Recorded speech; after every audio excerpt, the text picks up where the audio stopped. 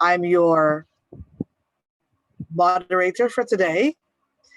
We have 5 remarkable speakers for you to offer with their talented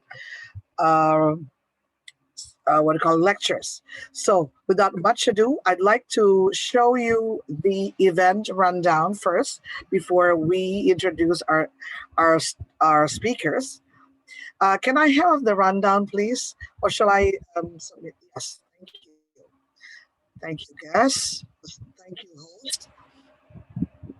So I'd like to see the rundown here. The event rundown for today is we will have a prayer after this. Okay, we will have a welcoming speech. And then guest speakers, introduction by moderators. So I will be introducing each one of the speakers. The speakers are Mr. Mudit Subsekcharon from Thailand, and then we have Mr. Daniel Vieira from Portugal, and we have Miss Dr. Maliga Marimutu from India, and Dr. Safuan from Indonesia, and we have Miss Ina Malati. She's the PhD candidate. So prior to the starting of the prayer, we would like to invite the prayer for us to lean a little bit and then remember and contemplate to our God. Thank you. Please, host.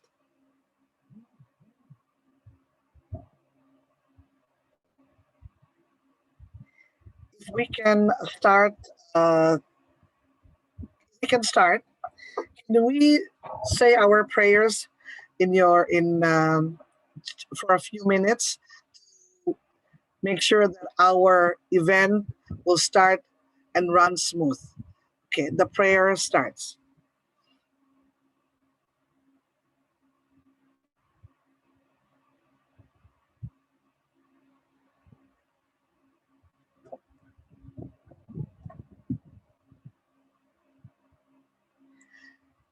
Thank you.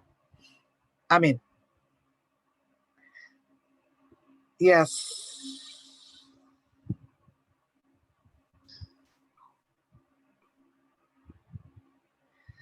Can we welcome the speech, a welcoming speech from BINUS, which will be given by Ibu Retno. Is Ibu Retno here today? Can I invite Ibu Retno?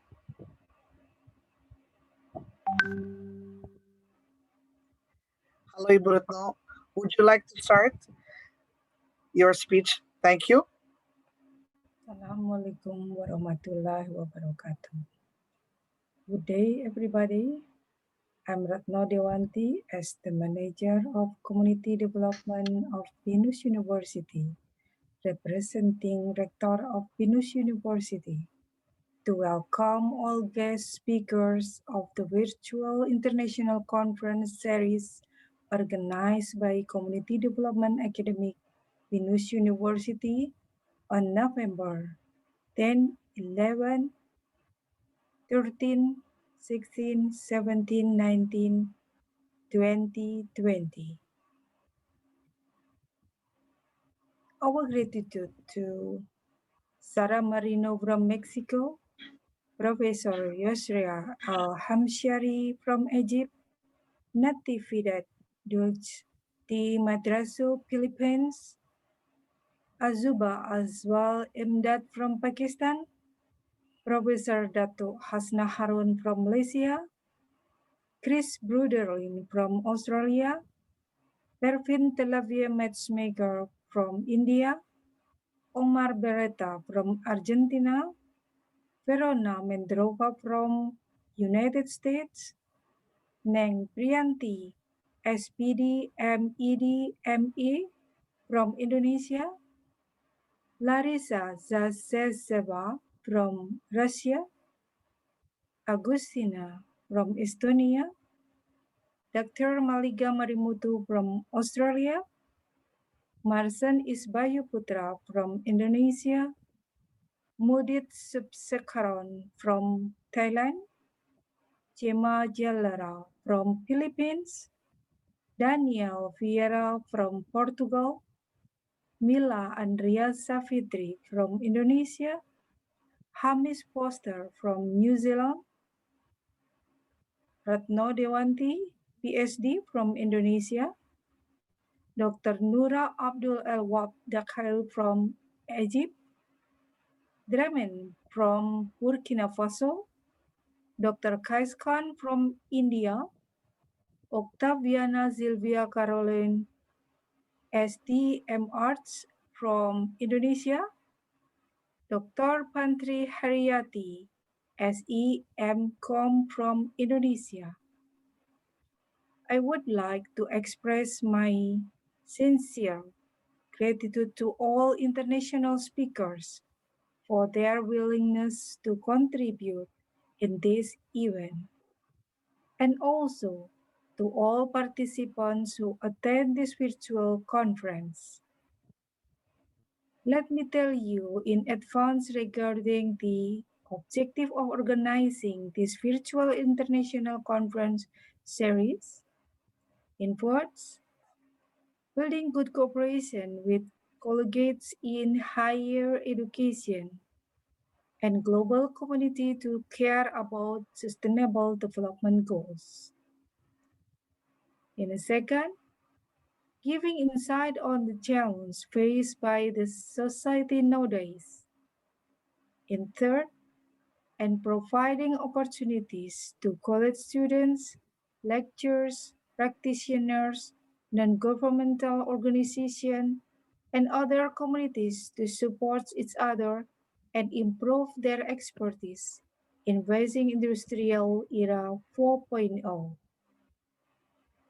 As we all know, Indonesia is a developing country, and currently its development is facing various challenges in terms of economy, social, and environment. In the SDGs program, BINUS is committed to empowering communities in a sustainable manner.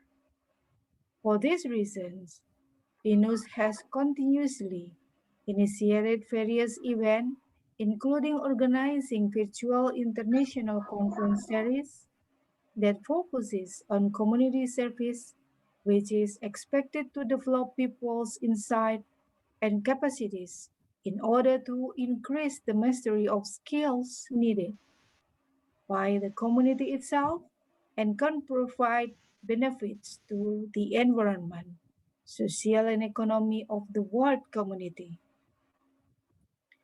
As we all know, the world is currently being stricken by the COVID-19 pandemic, which has an impact on the economy, social, and environment, resulting in new patterns that may not have been thought of before. Therefore, this event is expected to be a forum for ASEAN and world communities to create new initiatives resulting in concentrate examples that emphasize the contribution of sustainable world development. Currently, BINUS has established partnerships with other universities in the world, spread across 31 countries and 5 continents, as well as more than 500 local and international industries, as well as partnering with many NGOs throughout the world and other communities.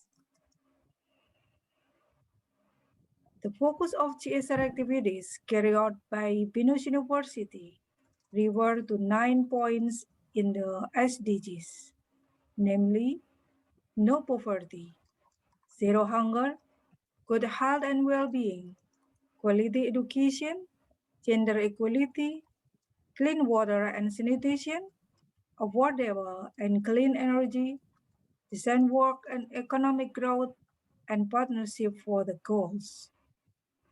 Social activities carried out by BINUS University are part of the corporate social responsibility framework, which is manifested through its commitment to improving community welfare. All social activities carried out by BINUS are seen as innovation in the implementation of CSR according to program objective, so that BINUS is recognized by the community as being able to provide economic, social, and environment benefits. This is proven by the several awards that have been received by BINUS regarding the success of its CSR program. Finally, my gratitude for the contribution of all speakers from various partner countries of BINUS University, and thanks to all participants who attended this virtual conference series event. We are very proud of all of you and happy joining the conference. Success to all of you. Wassalamualaikum warahmatullahi wabarakatuh. Thank you.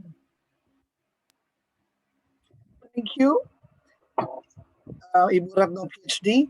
We have to carry on with our speech today. Would like to invite the first speaker now to the floor to give his speech. His name is. Can we have the slides here? An introduction about the first speaker, Mr. Mudit from Thailand. His complete name is Mr. Mudit Subsekcharan. Yes. So Mr. Mudit was born in India, raised in Japan, and is now in Thailand. In 2012, he worked for a Bon Appetit management company as an accounting intern in San Francisco and California. Then he was as an energy consultant at Star Energy Partners in San Francisco also. He consulted homeowners on energy and cost-saving options. And currently, he is in Zelingo.com. Zelingo is a mobile marketplace that redefines the way people shop in Southeast Asia. And he is the marketing manager for Zelingo.com. He's also a business development manager at Soft at the same time. So without much ado, we would like to welcome our first speaker, Mr. Mudit Subsekcharan. The floor is yours, Mr. Mudit. I hope you have a good time with BINUS University's audience. Hi, thank you. Yeah, thank you so much for inviting me to speak here today. Yeah, I'm quite honored. So I guess I'll just jump in with my, I'll open up my slides here.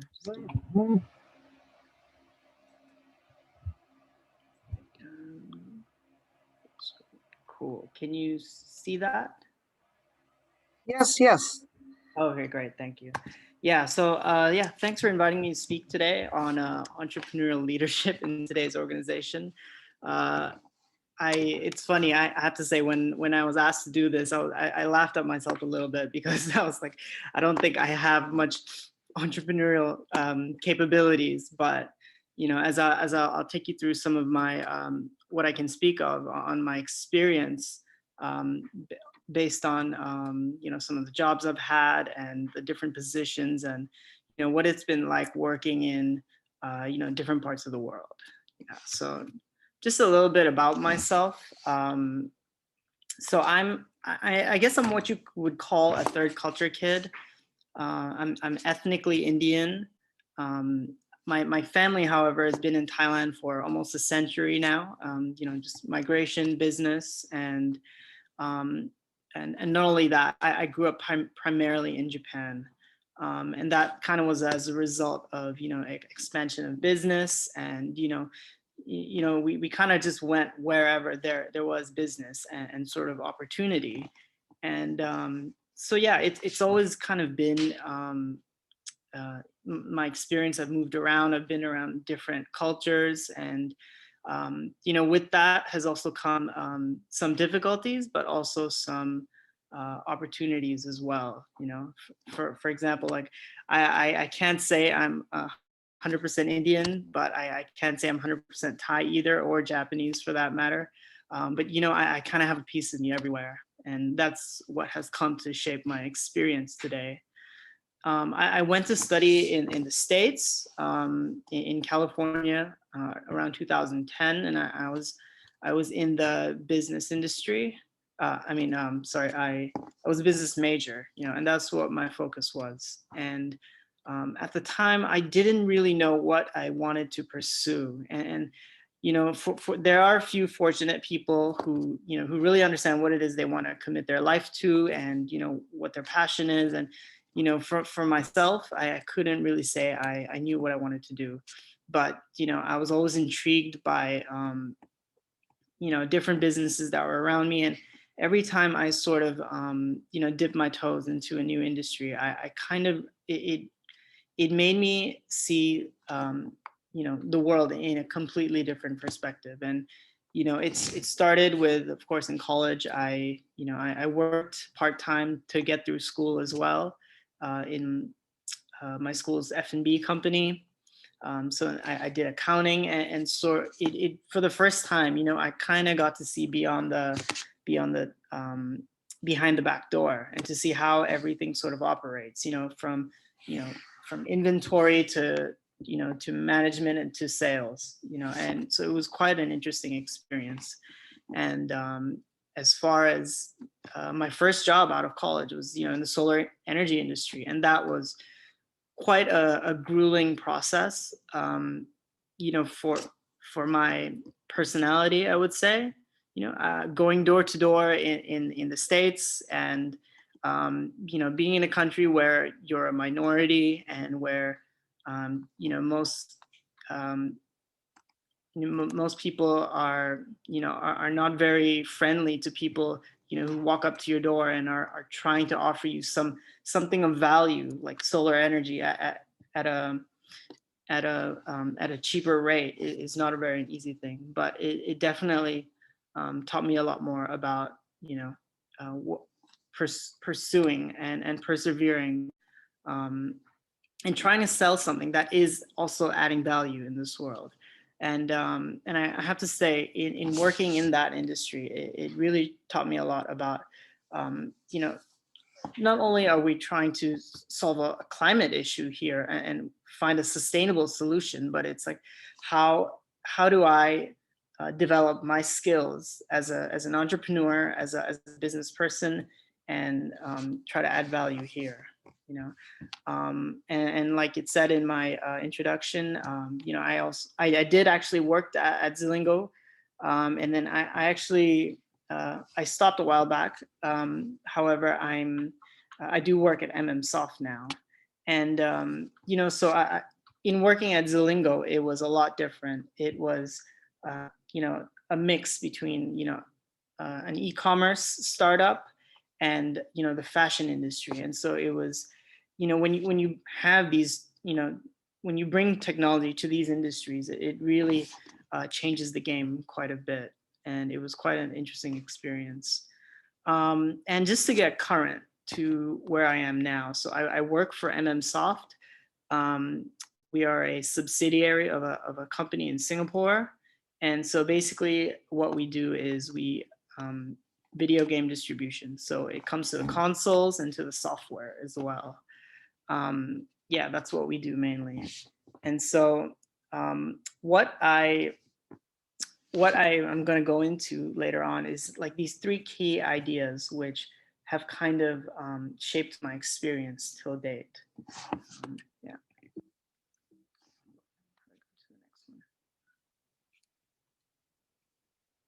Yeah. So for me, when I was thinking about what I wanted to talk about, these kind of three keys came up to me. It was clarity, flow, and commitment.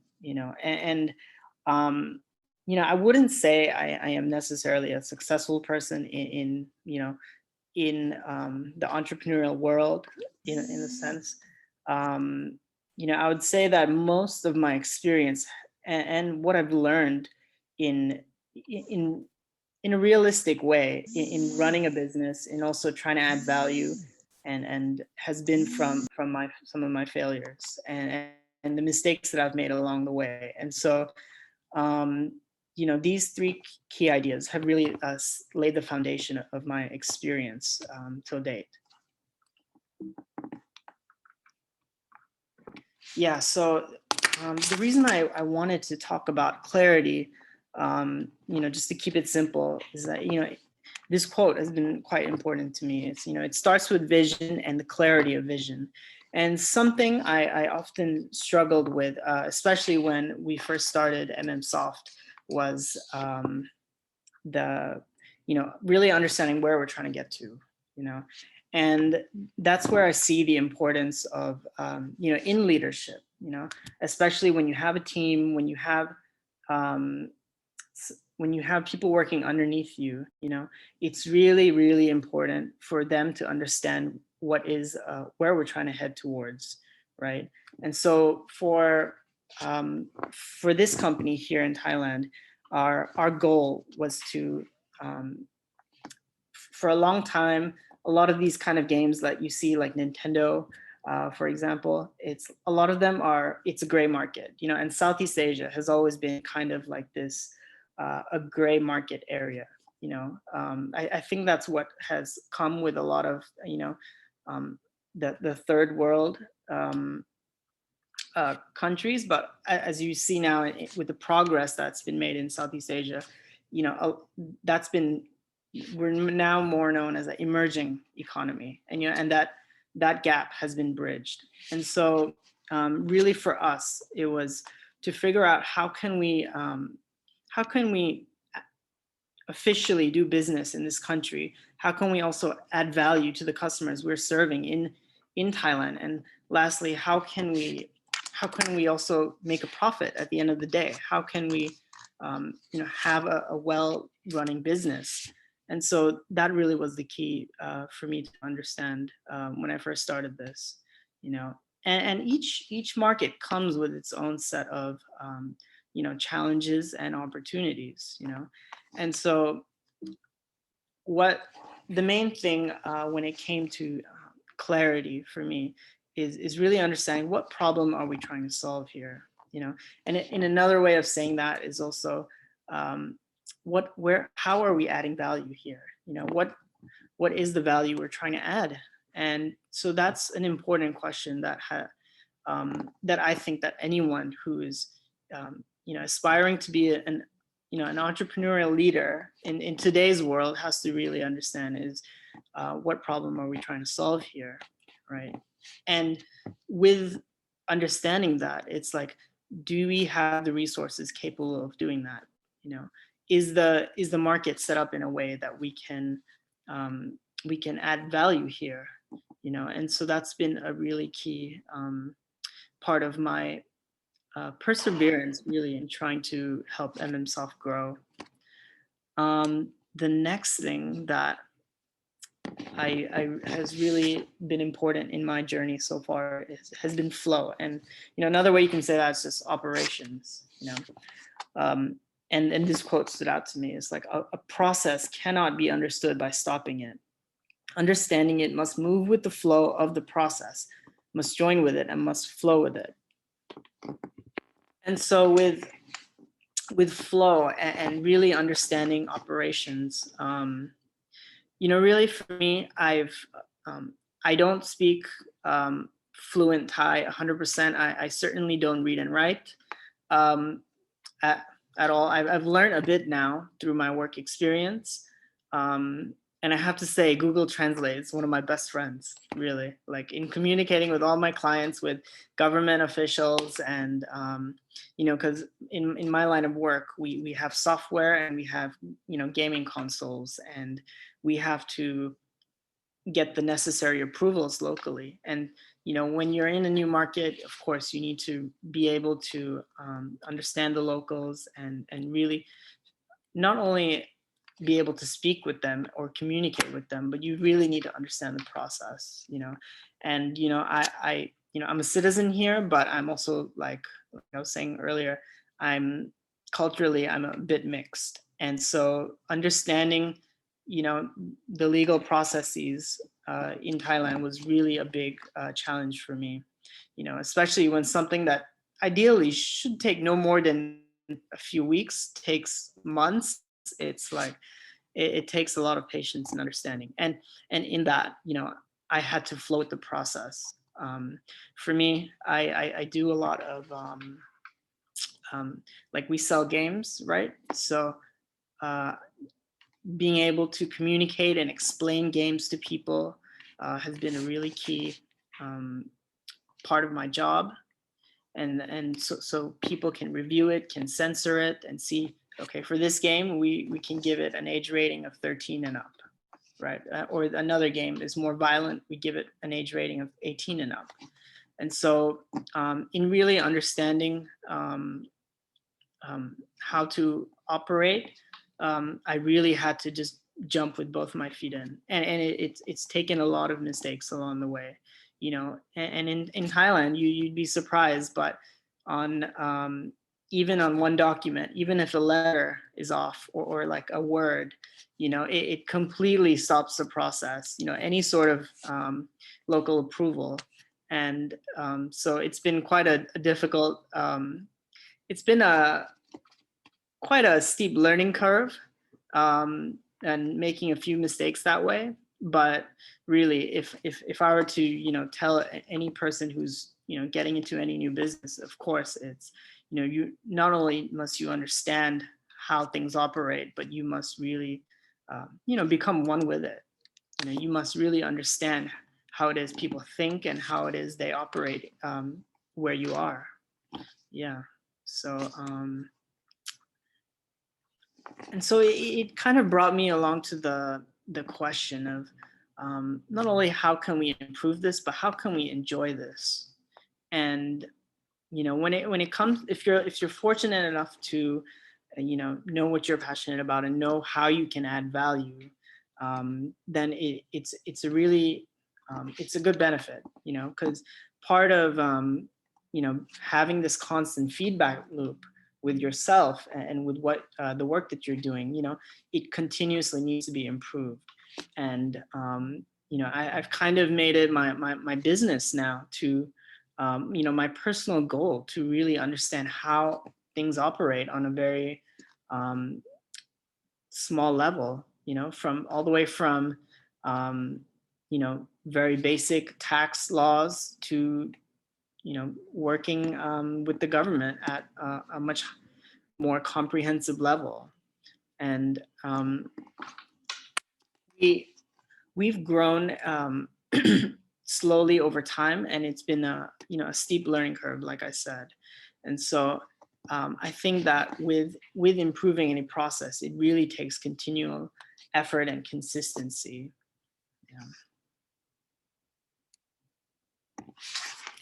And the last thing I would say is commitment, really.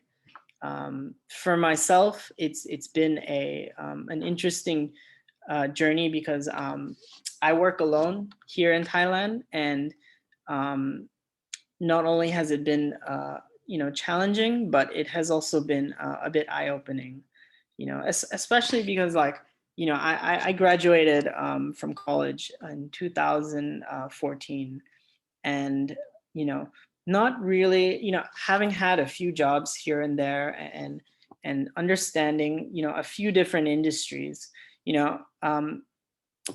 when we think about certain businesses, we don't really know what goes on behind the scenes.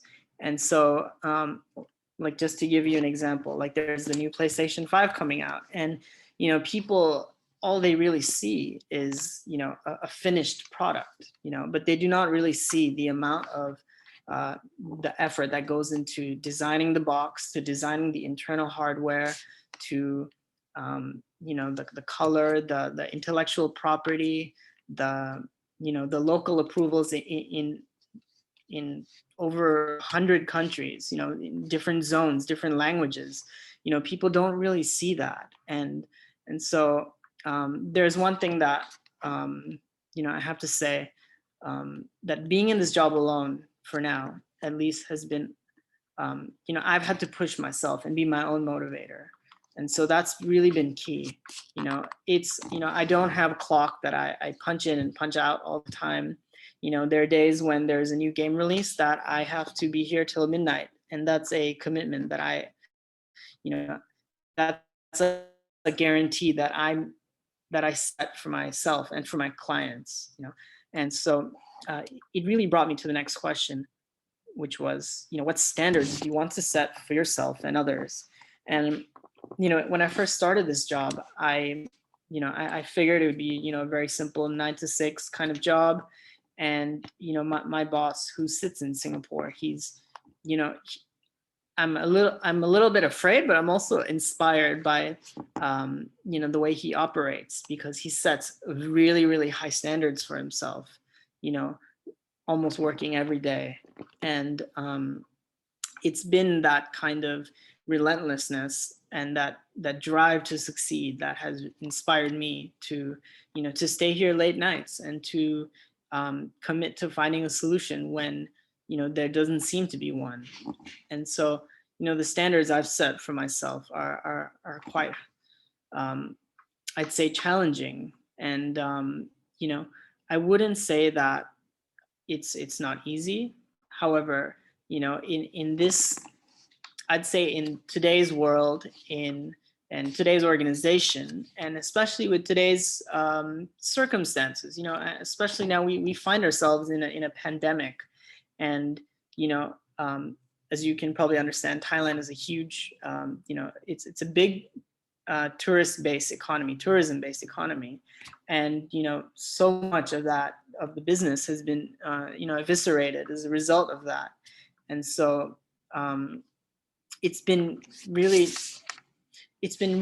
eye-opening, but also challenging in the sense to understand, okay, how do we move and shift with this with these circumstances in life, and it's that flexibility, it's that ability to bend, and the ability to be able to stay open-minded and to see opportunities when other people see difficulties. That has really been one key to helping me stay motivated.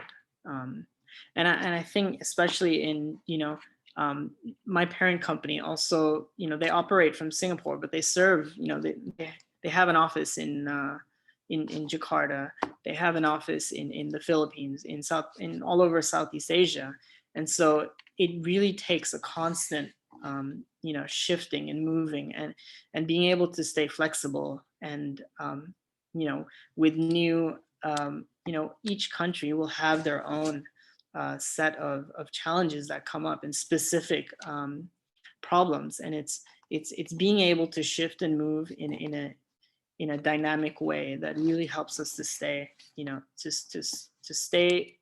stay alive, to survive, and through also to at least get to a place where we can thrive. And so, my experience has taught me a lot. And like I said, I wouldn't say I've had too much success, but I've had experience, and experience has really just, it's helped me to understand a lot more about not just my specific industry, but, doing business in general, and what it means to be an entrepreneur, and especially with how fast-paced technology is moving. It's like, how do we shift and take advantage of this?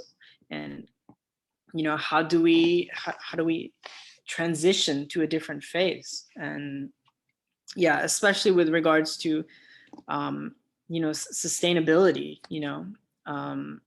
how do we, if I wouldn't say that gaming is necessarily my passion, but this will give me the experience to set myself up for something in the future where I can ask myself, okay, with my skills, hopefully with my marketable skills and transferable skills, how can I add value in a sustainable way? And how can I not only survive, but thrive?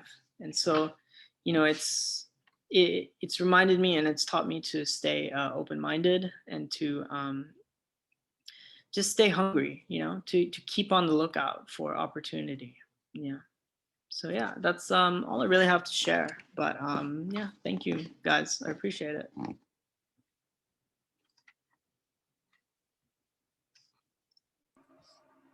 Thank you. Thank you to the speakers. Thank you, Mr. Mudit. That was really interesting lecture from you. And we learned that, even from Thailand, you can reach the world with communicating, with clarity, with flow, with commitment of your work towards, your passionate background of working. Now, I'd like to invite the second speaker, but prior to inviting the second speaker, I'd like all of you to save the questions till the end, because we will have a panel discussions after this, and then after that we will raise questions from the audience. Okay, please save the questions till the end for the Q&A sessions. Now I'd like to invite Dr. Maliga, Dr. Maliga from Australia. We have Dr. Maliga Marimutu from Australia. Can we have a slides of Dr. Maliga? Yes. Hello, Dr. Maliga. Dr. Maliga is a senior lecturer in marketing at La Trobe Business School. And she was conferred Doctor of Philosophy from the University of Newcastle, Australia in 2008 with the honor of the award Research Higher Degree Best PhD Thesis Award. Congratulations. She has good experience in research, teaching undergraduate and postgraduate courses, supervising postgraduate as well, as doing also consultancy projects. Primary themes of Dr. Maliga's research interests are service marketing and general marketing, with a current evolving interest in smart service, service innovation, service workers, and customer engagement. Dr. Maliga is also hugely supports the agenda of creating service systems and processes that result in consumer social impact, employee upliftment, and human well-being. So without much ado, the floor is yours, Dr. Maliga. Dr. Maliga, I'd like to invite you. Thank you. Welcome to BINUS. Thank you. Thank you very much, Dr. Arianti. Are you able to hear me? Yes, very well. That's good. Thank you. I'll put my slide first.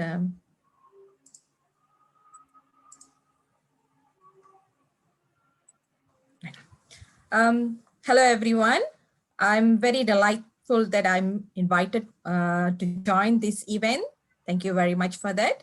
As Dr. Arianti has introduced, I'm from La Trobe University, which is located in Melbourne, Australia. This is the topic that was given to me as well, which is entrepreneurial leadership in today's organization. But I'm extending this topic a bit to understanding the ecosystem, where in my presentation, I'm going to highlight the importance of understanding the ecosystem for the entrepreneurs so that they can plan how they can actually strategize their business to either to grow, to survive, or to compete in the market, right? So as we all know, entrepreneurial leadership involves organizing and motivating a group of people to achieve a common objective through innovation, risk optimization, taking advantage of opportunities, and managing the dynamic organizational environment. And earlier presenter, Mudit, has shared a very good experience, very fresh experience, very field-based experience of how he went through the process of actually experiencing all this in developing his business. That was a very good sharing. Thank you for that, Mudit. I really enjoyed your presentation. So this is picking up on that, all right? Picking up on that, what we need to understand is entrepreneurs will face different situation. The situation will not be the same all the time, okay? They could be young entrepreneurs or mature entrepreneurs, but they have to face the situation. The situation here, it could be urgency-based, it could be crisis-based, what is we are experiencing now due to this COVID. We are all under crisis, so the entrepreneurs are experiencing the crisis situation. They are actually seeing what they can do to overcome and how they can actually motivate other peoples in order to do well with their business, right? And the situation can be challenging orientated, where it can be very competitive, right? There could be a lot of challenges, there could be a lot of competitors, and also there could be a need for the entrepreneurs to build their competitive advantage in order to survive, in order to grow in the market, right? So what is important for entrepreneurs to understand is there is a big factor of this situation, and this could influence them definitely. And the adaptability of this entrepreneurs are very important for them to adopt, right? To actually to perform in the market. So for that, what is important for us is to understand what is the ecosystem, right? So what is the ecosystem that entrepreneurs are basically operating? Right? So if we can understand the ecosystem, then we will be able to prepare ourselves, right? So how we can see ecosystem is we can understand the ecosystem from 4 dimensions. That is people, process, system, and attributes, right? So if you ask which one is important, right? So there's no answer which one is important, because all these 4 dimensions are strongly interrelated. They are connected, okay? They are actually worked as a system. That's the reason why we call it as ecosystem, right? So if we say we need to understand who are the people that we are going to serve, who are the people that working with us, who are the people that we are having networking, and then we need to look into the process. What are we doing with these people? Okay, what are we doing with our service? What are we doing our product? Why our product are there in the market? How we can make sure that our product or service can reach our customer? And then we need a system. How? We want our product or service to reach the customer, but what is the system that we want to use to make sure that we can reach our customer, right? It's not only just our focus is customer. Suppliers are also equally important to us, right? So they are part of the people who are playing a very important role as well. And what are the attributes that we need to understand, right? So if we have a very good understanding about this people, process, system, and attributes, regardless whatever the situation, whether it is an urgency-based situation, crisis-based situation, or challenging-based situation, or building competitive advantages-based situation, that won't be a matter for an entrepreneur. They will know what they need to do, right? So I'll get there. What I'm going to do in the next slide is I'm going to give a bit more detail on how to actually understand this 4 component of ecosystem. Let's have a look at the first one, which is people. Okay, as I mentioned here earlier, it is referring to employee, customer, right? Stakeholders, anyone in the stakeholders, our vendors, our suppliers. So what is important here is human capital is very important, right? So when we are looking at our employee, the question is how we can actually train our employee to be empowered. Okay, so that's a big challenge for us, because employee is a very important asset to the organization. So we don't see them as a labor. There's a difference between labor and employee. If labor, we are just expecting them to do the work. But as an employee, we are expecting them to be our partners, right? So we are expecting them to give us a lot of ideas, bring their innovativeness, creativity into the business. So we need to empower them. So the human capital building is very important. And as you know, customers are also equally playing a very important role now. Because nowadays customers, they are not just coming to purchase the product or services from us. they are playing equal role, okay, as a partner, right, as a contributor in the market. So where they give a lot of ideas, they give feedback, they provide review, right? And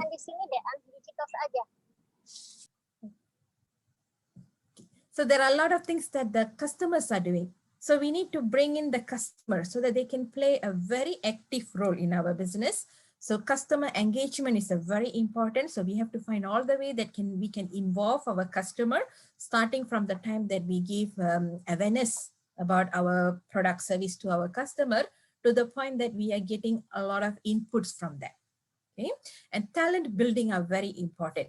So for the aspect of the people, we need to understand who are the people that we are engaging with.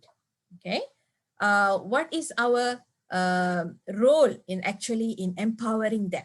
Okay, what can we do to make sure that they will actively engaged in our business? So that's the thing that we need to cover under the component of people. Moving to the second component, which is the process. All right. So the question is how we are going to make things happen, right? So this actually, if you look into this model here, this model reflect what Mudid has mentioned just now.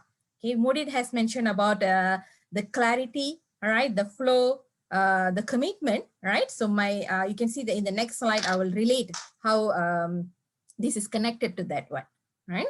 Because we need to have a very good understanding. So that's why understanding the ecosystem is very important here.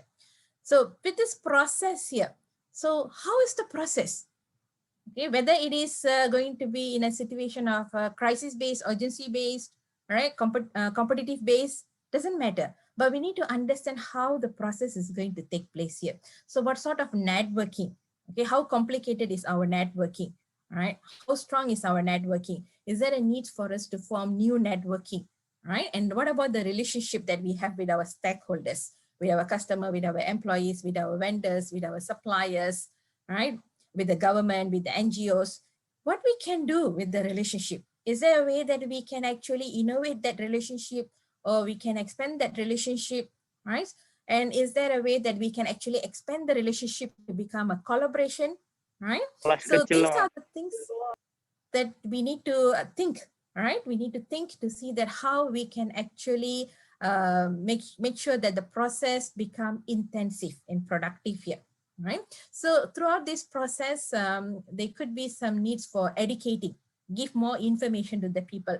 That's the reason nowadays we can see a lot of entrepreneurs getting down to the field, and they try to form very good relationship with the community. For an example, right, where they engage with the community, let the community to know what business they are doing, what are their product, what are the services, what social works they are doing, all that. So they are creating that awareness. By creating that awareness and that lead to educating the community, they can actually create that brand of their business there, right? So it's very important to see what we can do with the process, right? The next one is attributes. What are the attributes that we need to understand in our business here? Okay, for example, there are so many attributes. I just provided few examples here. The first one, societal norms, right? So we know that we are operating to bring some value, right? So how we can actually make that value clear? How we can actually relate that value, for example, with sustainability development goals. So what are we trying to achieve from our business? Who will get benefits, right? Is there any humanity values that we can bring out from our business? So that social norms has to be clearly highlighted, right? And that should be reflected in our objectives, so that both the employees and the customers will understand very well what actually become the emphasis of this organization. So for every entrepreneur, it's very important for them to understand what are the social norms that they want to highlight from their business. Some of these social norms could be very embedded into the product and services. For example, in terms of food industry, where they want to make sure that they produce quality food, right? So it is embedded in the production. For some business, it may not be clearly embedded in the production, but then it could be a added services that the company can do for the community, some social work, for example. So whatever it is, it has to be made very clear. The other attribute is culture. It's very important to understand the culture, okay? Culture of where this business are being operated. So we need to see the nation culture, our customer, okay? What are the culture of our customer? What are there any needs for us to customize our product or services to actually fit into the culture of our customer, all right? And what about managing our employees? So culture play a very important roles there. We got to look into the policy of the government. What are the government policy? What become the important agenda of our government, for example? Okay, now we know that we are experiencing this COVID things. Okay, we hope this COVID will end, will over. So once it end, okay, what would be the agenda of the government? What are the things that the government will emphasize more? So how we can actually channel, right, or direct our business towards achieving that policy, right? So these are the things that we have to be always very alert, right, and see how we can actually link our business with a lot of social, legal, political, economic factors, right? And what about innovation? We talk a lot about innovation and creativity. What are the space for us to bring innovation and creativity into our business, right? So we don't want to just see innovation and creativity with our R&D, but we want to go beyond it, okay, in the process of reaching the customer, right? In the process of building the relationship with the customer. So how we can actually embed this innovation and creativity into our business, right? So that's where we need a lot of support from our employee, from our customer. If they can give us a lot of ideas, right, that will be very helpful for us to continuously be innovative and creative in the market. The fourth component is the system. Okay, system is very important because whatever that we plan here, right, we need a system to support it. So we got to see what are the infrastructure, what are the facilities, what are the technologies, right, or what are the supports that we have in order for us to achieve the targets that we want to achieve in our business. Right? So we need to see what are the technology advancement, right? All the technology advancement may not be suitable for us. So we need to be very specific in choosing the technology that would fit for us. And then let's see what are the financial scheme, okay, that can provide assistance to us. And then we can look into the infrastructure support, right? How much we can access to the infrastructure. And what about the professional support, for example, legal support, accounting supports. So we need to look around and see that what are the support that we can get to become a good entrepreneur, right? So if we put ourselves as a entrepreneur leader here, so we need to look into all these aspects, understand the ecosystem very well, right? So that we can actually tap into the opportunities, and then we can actually plan the strategies, all right? And then we can go for the targets that we have assigned. So how to respond effectively in a situation, right? So as I mentioned that these are the situation, right? So regardless urgency, crisis, challenging situation, or building competitive advantages situation. So what is important is understand what is happening, okay? This is what Mudir has mentioned as clarity. Look into the problems, see what are the problems, right? And how to actually find solution for the problems. So it is very important for an entrepreneur, right, to actually understand what is happening. You need to obtain the clarity. That is very, very important. So how to understand? By understanding the ecosystem. So these are the components that the entrepreneur need to understand. So if the entrepreneur have good knowledge about all these 4 components, right, they will be able to do a very in-depth analysis, right? And they will be able to see the problem. They will be able to identify the problems that need solution, right? And then they can move to the next stage, which is basically flow stage, right? So you can see the flow stage here. as face the situation, because we know that this is the situation. Like, see what a lot of entrepreneurs are doing at this time of COVID, right? So they are facing the situation. So they are adopting very quickly. Previously, they have not been using internet technology for their business. Now they are using those internet, like online delivery, for example, right, very intensively. There were a lot of restaurants we can see, for an example. They have been providing takeaway services. Only when people walk into the store, they make the order. Okay, but then now they have actually bring in this online system, and then they are taking the order online. Right? So they are adopting. So what they are doing is they are facing the situation. They become very vigilant. That's very important, right, for entrepreneurs, because entrepreneurs need to have a very high adaptability, and they do have that flexibility to be to practice that adaptability. So that's actually their strength. It's not a threat for our entrepreneurs. Okay, and then prioritize. Once we know that what are the problems, right, and how we are going to manage this, we need to prioritize. Why we need to prioritize is because we have limitation of resources.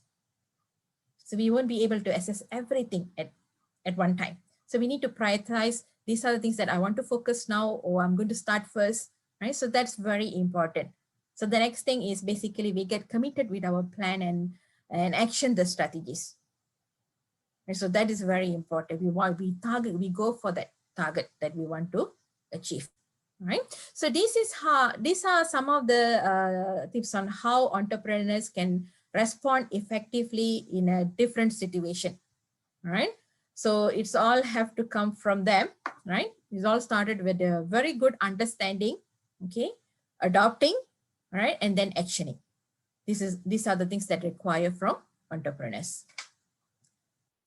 So basically, that's what I wanted to present for today. Thank you.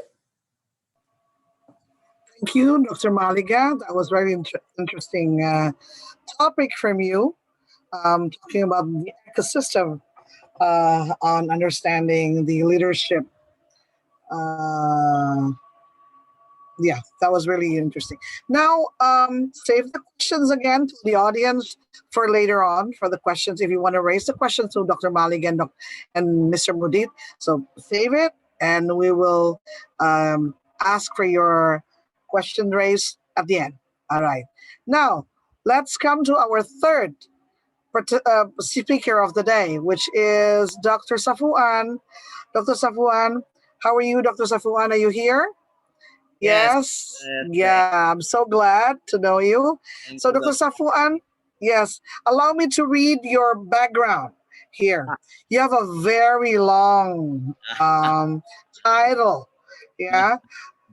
Yes. So, Dr. Safuan, ST, MT, MM, QIA, FC, CFE, CAPM, and CRMP.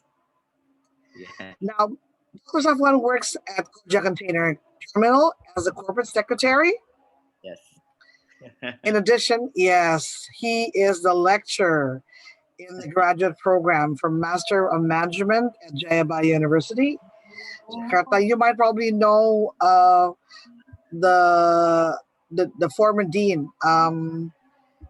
His name is, he was formerly the mayor of North Jakarta mayor. Yeah. Anyway, you might probably know him.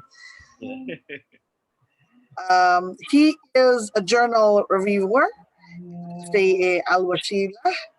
Waslia, Simolga, Sumatra Utara, and Polytechnic Ganesha Medan, Sumatra Utara.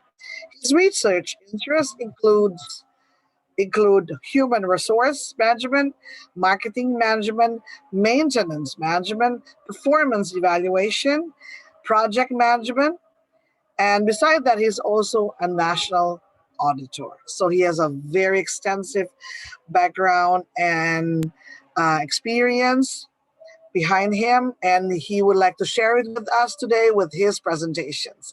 Please welcome Dr. Safuan. Okay, thank you, Miss Dr. Arianti. Okay, I I want to share my presentation first. Okay. And sorry because in my office have ajan ya. Sorry because I cannot stop it this regular. Okay. Okay. Now I try to presentation about the entrepreneurial leadership in today organization. Before I continue to presentation, I try to introduce myself, yeah, and you can see from picture, yeah, I'm corporate secretary at Koja Container Terminal in North Jakarta, yeah, and I lecture in the graduate program for Master of Management at Jayabaya University Jakarta, and also a journal reviewer at STA Al Wasilah Sibolga Sumatera Utara and Politeknik Ganesha Medan Sumatera Utara. Okay, let's start. We try to explain the hot topic, yeah, for this day, today, yeah. And I have four agenda for this presentation. Number one is introduction and definition, qualify, and positive impact. Now I try to introduction about the entrepreneurial leadership. Yeah, introduction and 2030 is a formidable challenge must be faced by the whole world, especially Indonesia, in facing digital area. The global competition coupled with the COVID-19 pandemic issue. Yeah, Indonesia have the head of maybe three issue, yeah, three issue. And well, yes, the global competition era, yeah, the infinity, which is indicated by rapid change in the business environment, advances in communication technology and information, as well as other technologies becomes reality that must be addressed wisely and careful so the organization can continue to existing in the arena of global competition. So what should we do? Yeah. In the above condition, it is necessary to presence of a leader who has a vision far ahead, having leadership a high sense of change, a leader aware of his position in the middle ever-changing environment, leader who has soul and passion, entrepreneurship, leaders who can communicate, have enthusiasm, and dare to take risks. Yeah, you can look this statement in McKinney Rogers Consultant. Yeah. Okay. Next, we start to definition of entrepreneurial leadership. Yeah. First, we must know about the leadership. Yeah. Number one, yeah, leadership is ability to influence a group toward achievement of a vision or set goal. Yeah, you can see, yeah, you can see a book, yeah, from Robin and Judge, yeah, and for the other, leadership, yeah, leadership is the influential process of the leader and followers to achieve organizational goal through change. Yeah. And the other, leadership is the capacity for inspire individual to give their best ability to achieve the desired result and to keep effective relationship with individual and the team as a whole. Yeah. And another Leadership is concerned with creating an organization that has high moral. And so we know this era, yeah, we must have a soul to change, yeah, always change, yeah, and not uh,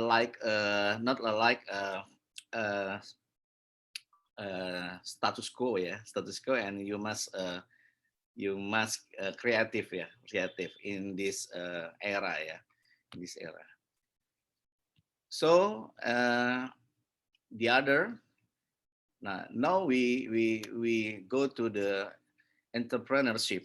Yeah, what is entrepreneurship? Yeah, entrepreneurship is defined as the process of finding, recognizing, and take advantage of new opportunity. Yeah, and entrepreneurship is about doing something different, creative. A business that doesn't exist, produce new product, modify existing activities. Yeah, so we always creating. Yeah, and under Drucker said understanding of entrepreneurship by ask what does value mean to customer. Yeah, well, standardizing product, designing process and tool, and by basing training on job analysis to be done, and then setting the required standard can drastically increase the yield of resources and create new market and new customer. This is entrepreneurial. Yeah.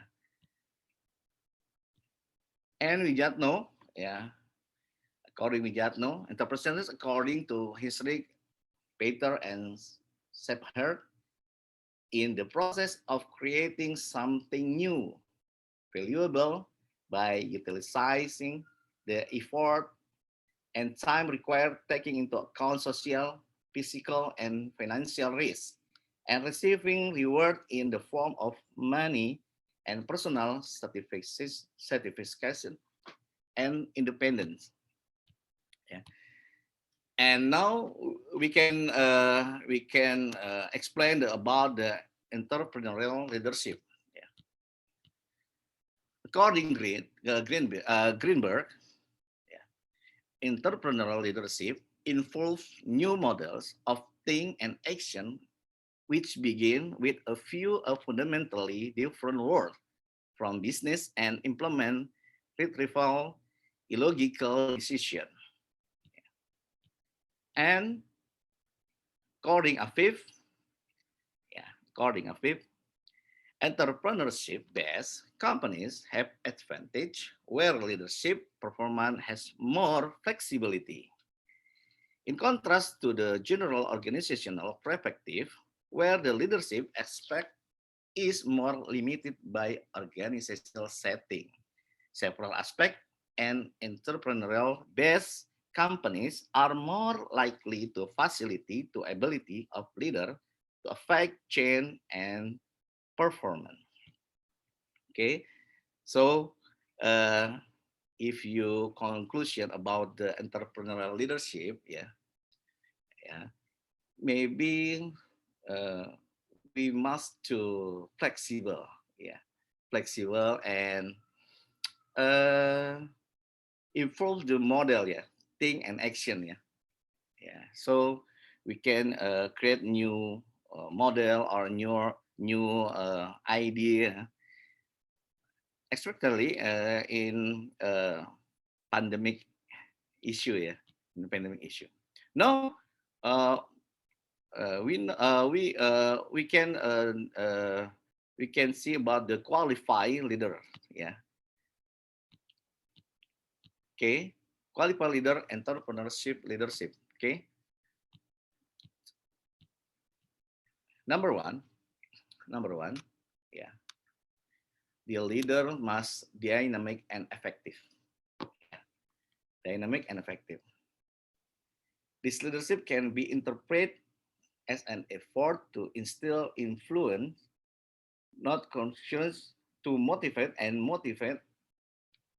other parties such as employees, subordinate, and society, so that they work according to the will of the leader, yeah, namely the achievement of organizational strategic goal. Next, the leader must professional, yeah, having leadership professionalism, namely being willing and able to bring teamwork to always be creative, innovative, and looking for alternative opportunities with the courage to take risks.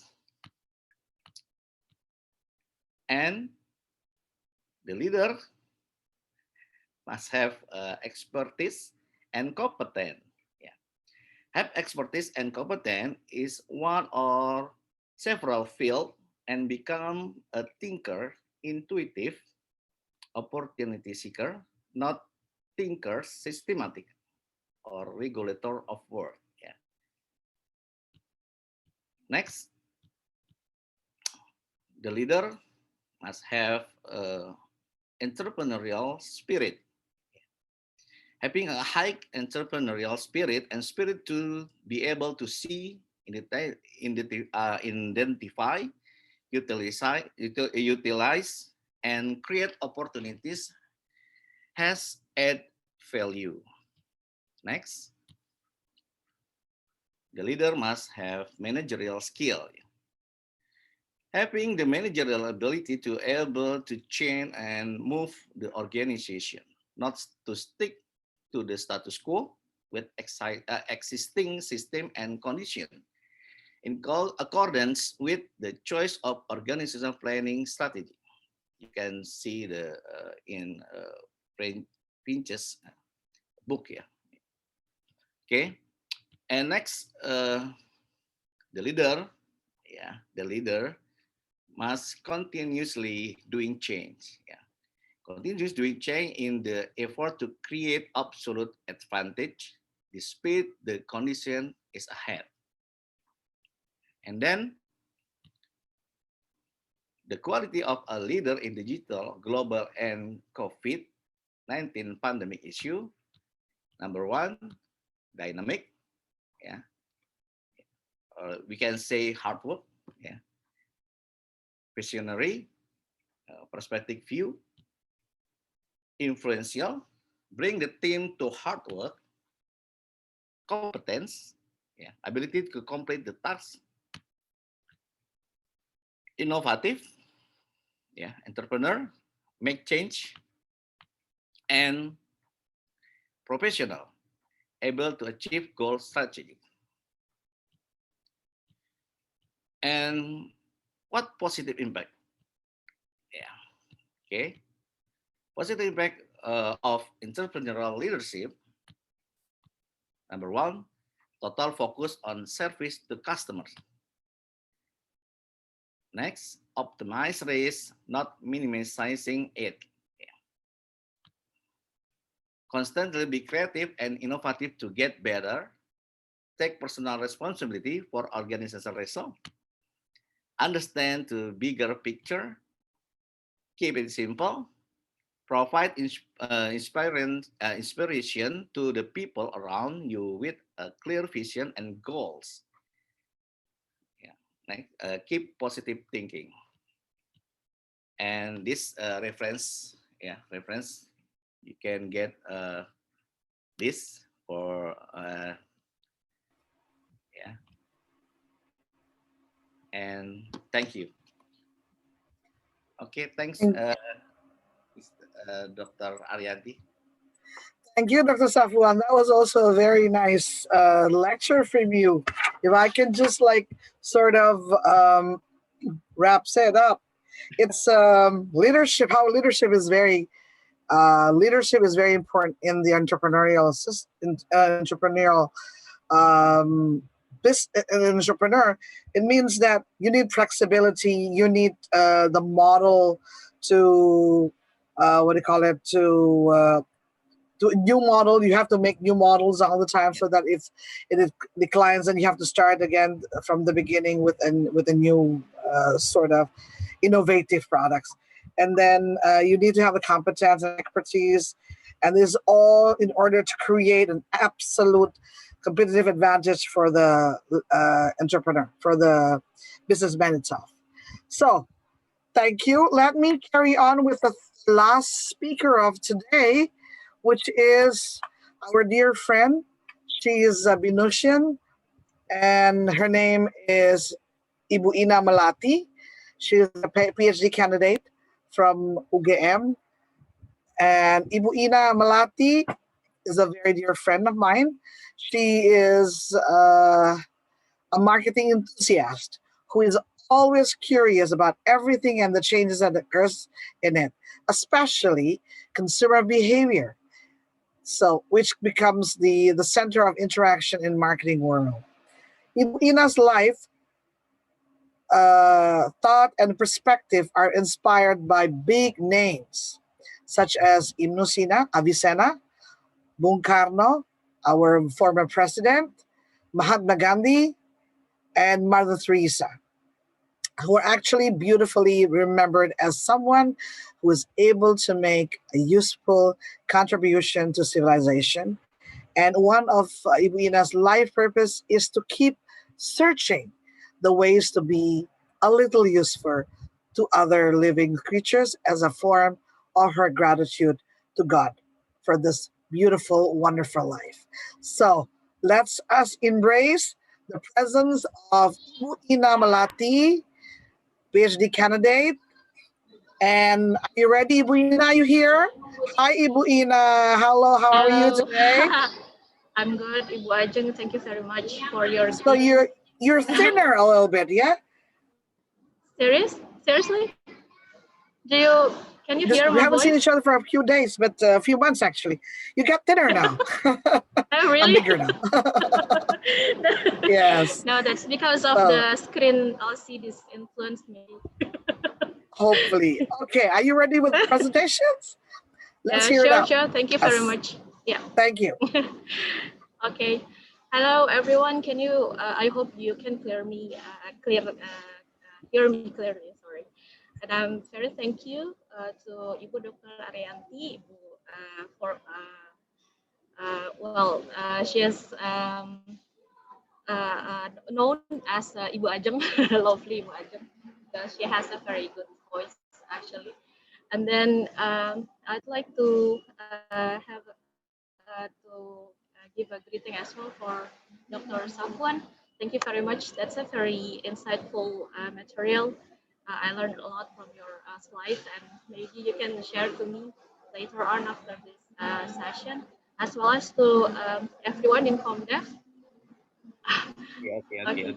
Excited. Yeah, thank you very much. Yeah, very excited to learn more about your material actually. Well, I would like to have a special greeting as well for ComDev, especially Ibu Ratno, Mas Hasan, Mas Wisnu, and Yani, and everyone. Oh, Ibu Herlina and everyone. Well, actually, I'm going to talk a very simple topic in this afternoon. It's about the entrepreneurial or entrepreneur spirit during pandemic. I think, when people say that there's not much things that we can do during pandemics, I don't really agree with that, because there's so much things to do, or there's so much things that actually we can do during this pandemic, especially to support each other, or especially at least that we can give support to each other. When you see surround you in this during pandemic, you can see there's came up in your surroundings that some people started their business, their small business actually, and then maybe like dreams that came true, that those people was really or willing to have a business, but they didn't have any chance, or they didn't have any time to start it. But this pandemic actually, during this pandemic, they got the chance. So let me. So I'm going to start with the with my very simple material.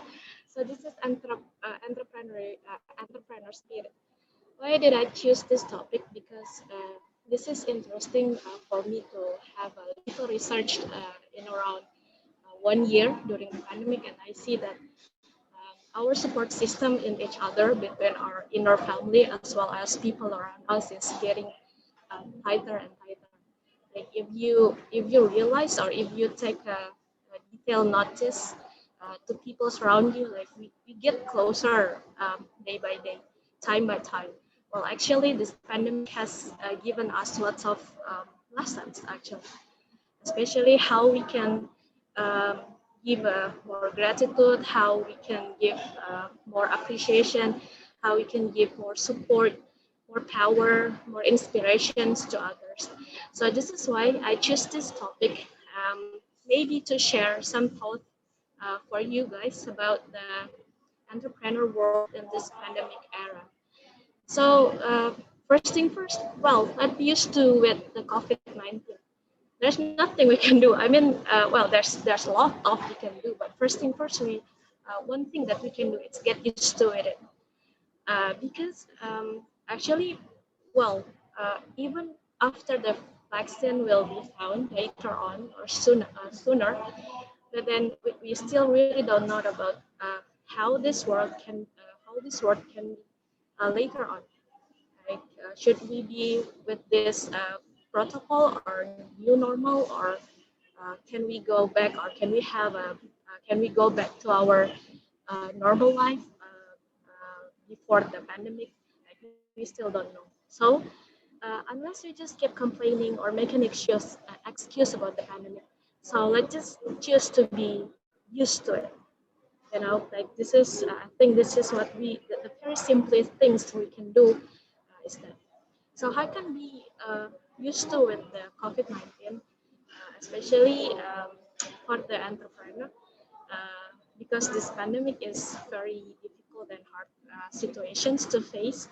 Like for example, I came from entrepreneur family, so my mom and dad has run the company also, and then they really got affected with this pandemic, and then we just well, first thing first that we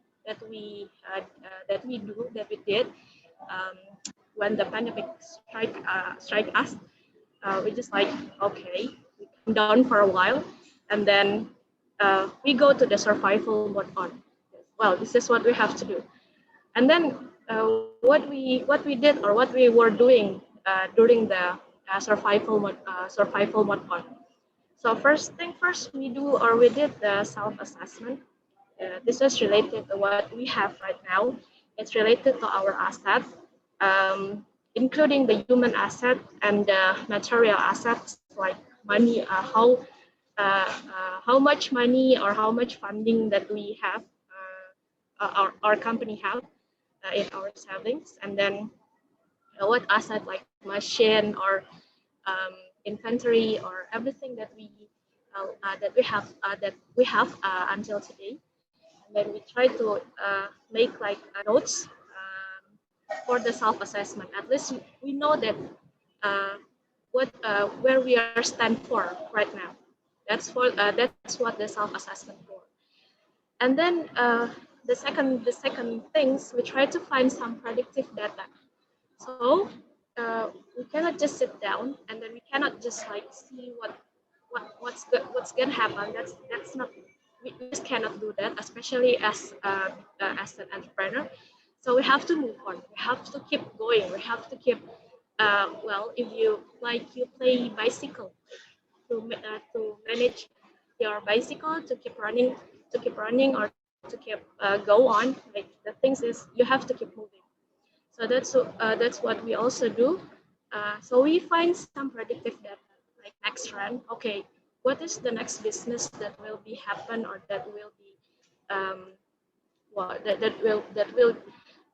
that will be famous in the next run, in the next period after the pandemic.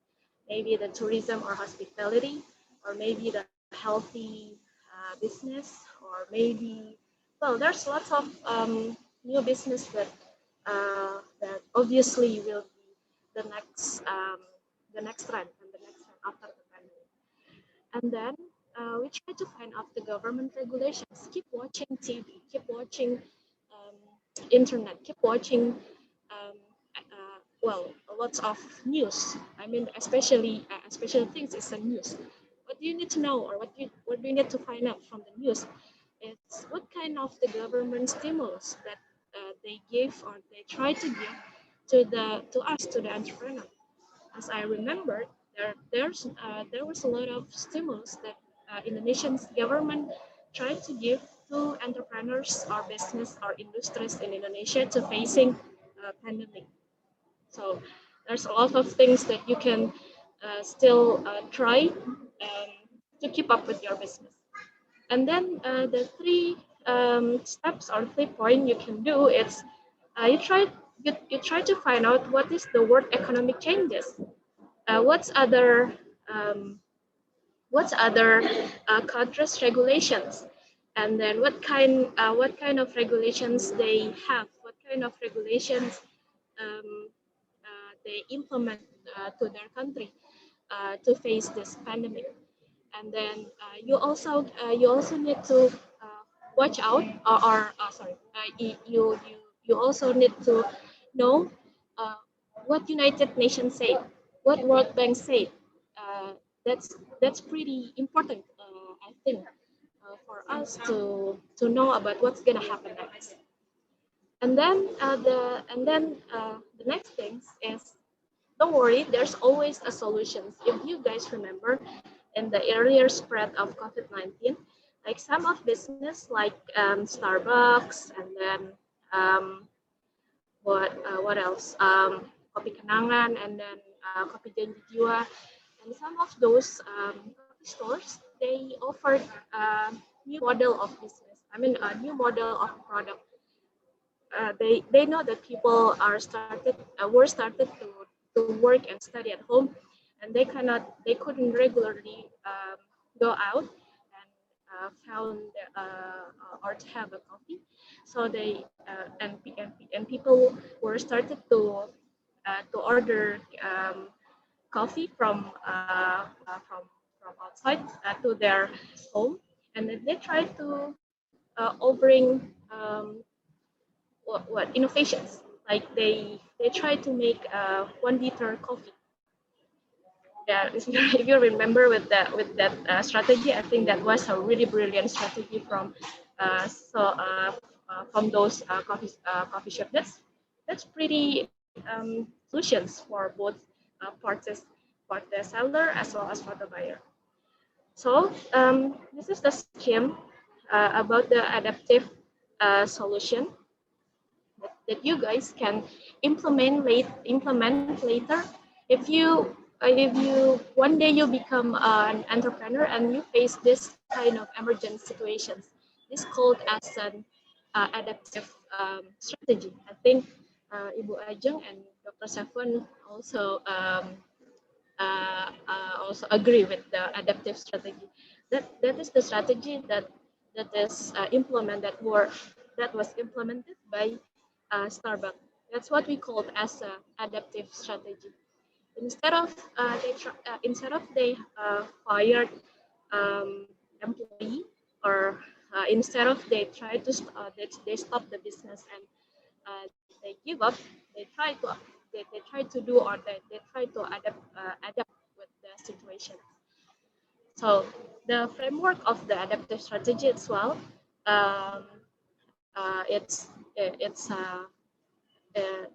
it's influenced by 4 parties.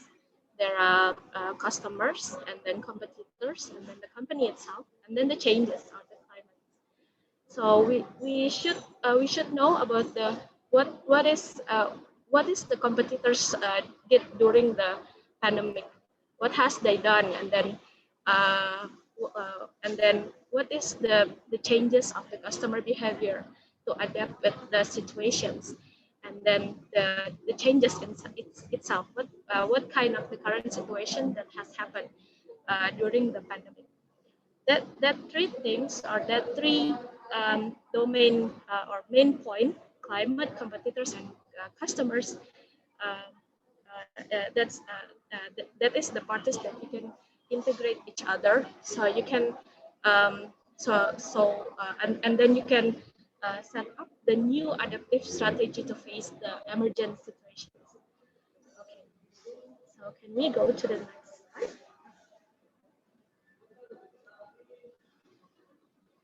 Yeah. So this is what I also has taken from this pandemic era or pandemic situations is be brave and kind. So do you remember Cinderella? I think you wouldn't know about the Cinderella.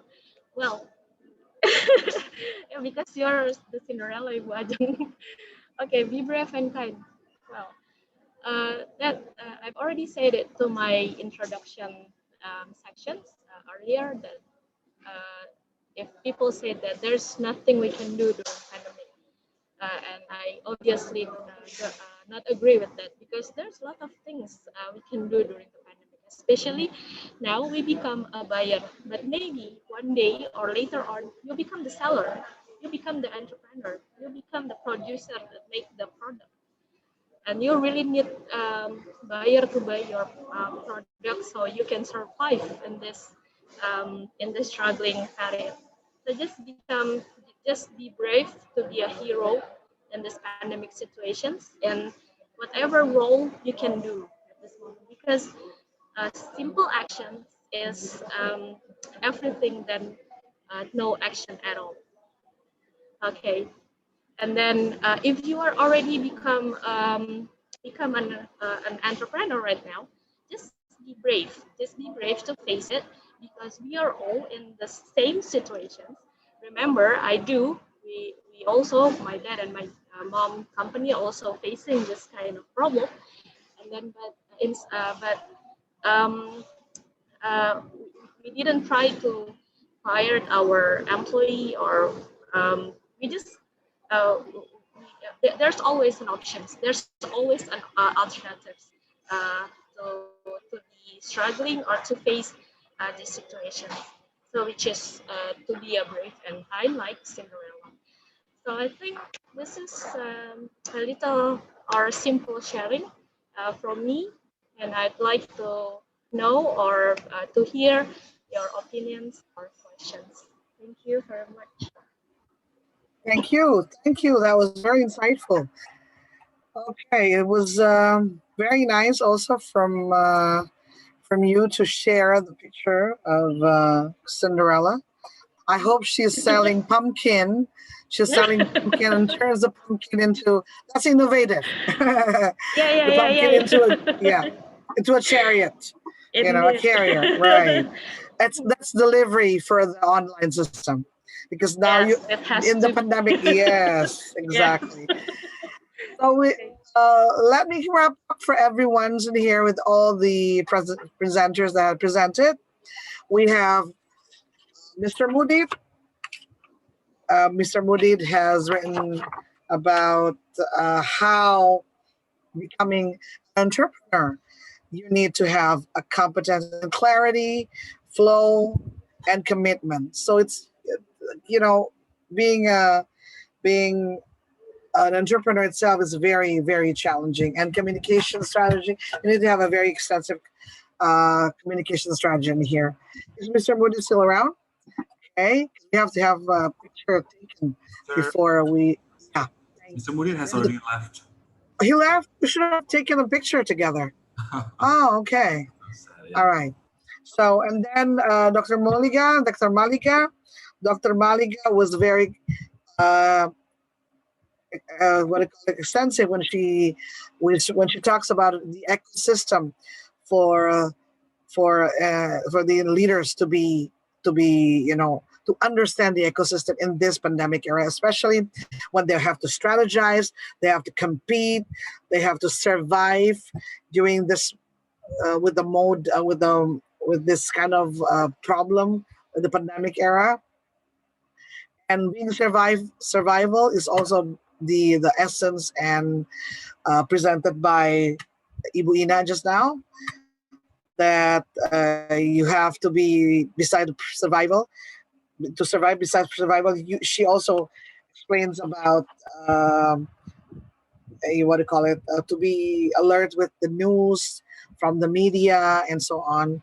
Yeah, with the social media from the government, and be always active in terms of innovation.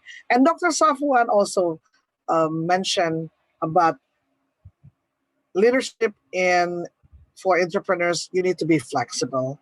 You have to have the expertise and the competence, and that includes risk calculating in every cycle of business that the person is involved in. And then do not forget that taking actions in taking up new models, especially in this pandemic era, it has to be also taken to consideration. So we have 4 presenters here. Can we have the pictures first, or we have to shall we read the questions from the floor on how is this going to be? We have a few questions here. I'm going to play it, all right? Okay. Yes, let me read the questions. So we'll check the picture taken later on. And yeah, okay. Oh, there are a lot of, we have 6 questions from 2 participants, ma'am. Okay. Yes, the first questions raised is from Raven. So this is addressed to all the speakers. The first questions is, do you have any lead where to start? Something like what necessary tools, soft skills required to start, maybe like accounting, financial knowledge. What is the most necessary knowledge for us, personally, to think needed to be an entrepreneur? That's number 1. What is actually the tools to be an entrepreneur? That's number 1. Number 2, I kind of have a struggle to understand what it means to be a team player. In Robert Kiyosaki book says to be a team player is an entrepreneur. There's some kind of group. There is. Can you tell this around? Oh, so what is the reference besides Robert Kiyosaki if you want to be in a team player for an entrepreneur? Number 3, if you guys start from zero, let's say you wake up and everything is gone, your assets is gone, family is gone, you only have your knowledge without connections as entrepreneur leader, what do you do? What are you going to do if your assets is gone? Everything you own is no longer there with you. That's number 3. Number 4, is there any community where you can learn entrepreneurs as a beginner? Okay. Number 5, as a person, I think I'm a stiff person, but I kind of wanted to think flexible and change my way of thinking. I cannot read the rest. Hang on. Thinking, do you have any tips to self-improvement or think flexibility? I think number 5 and number 4 is very related.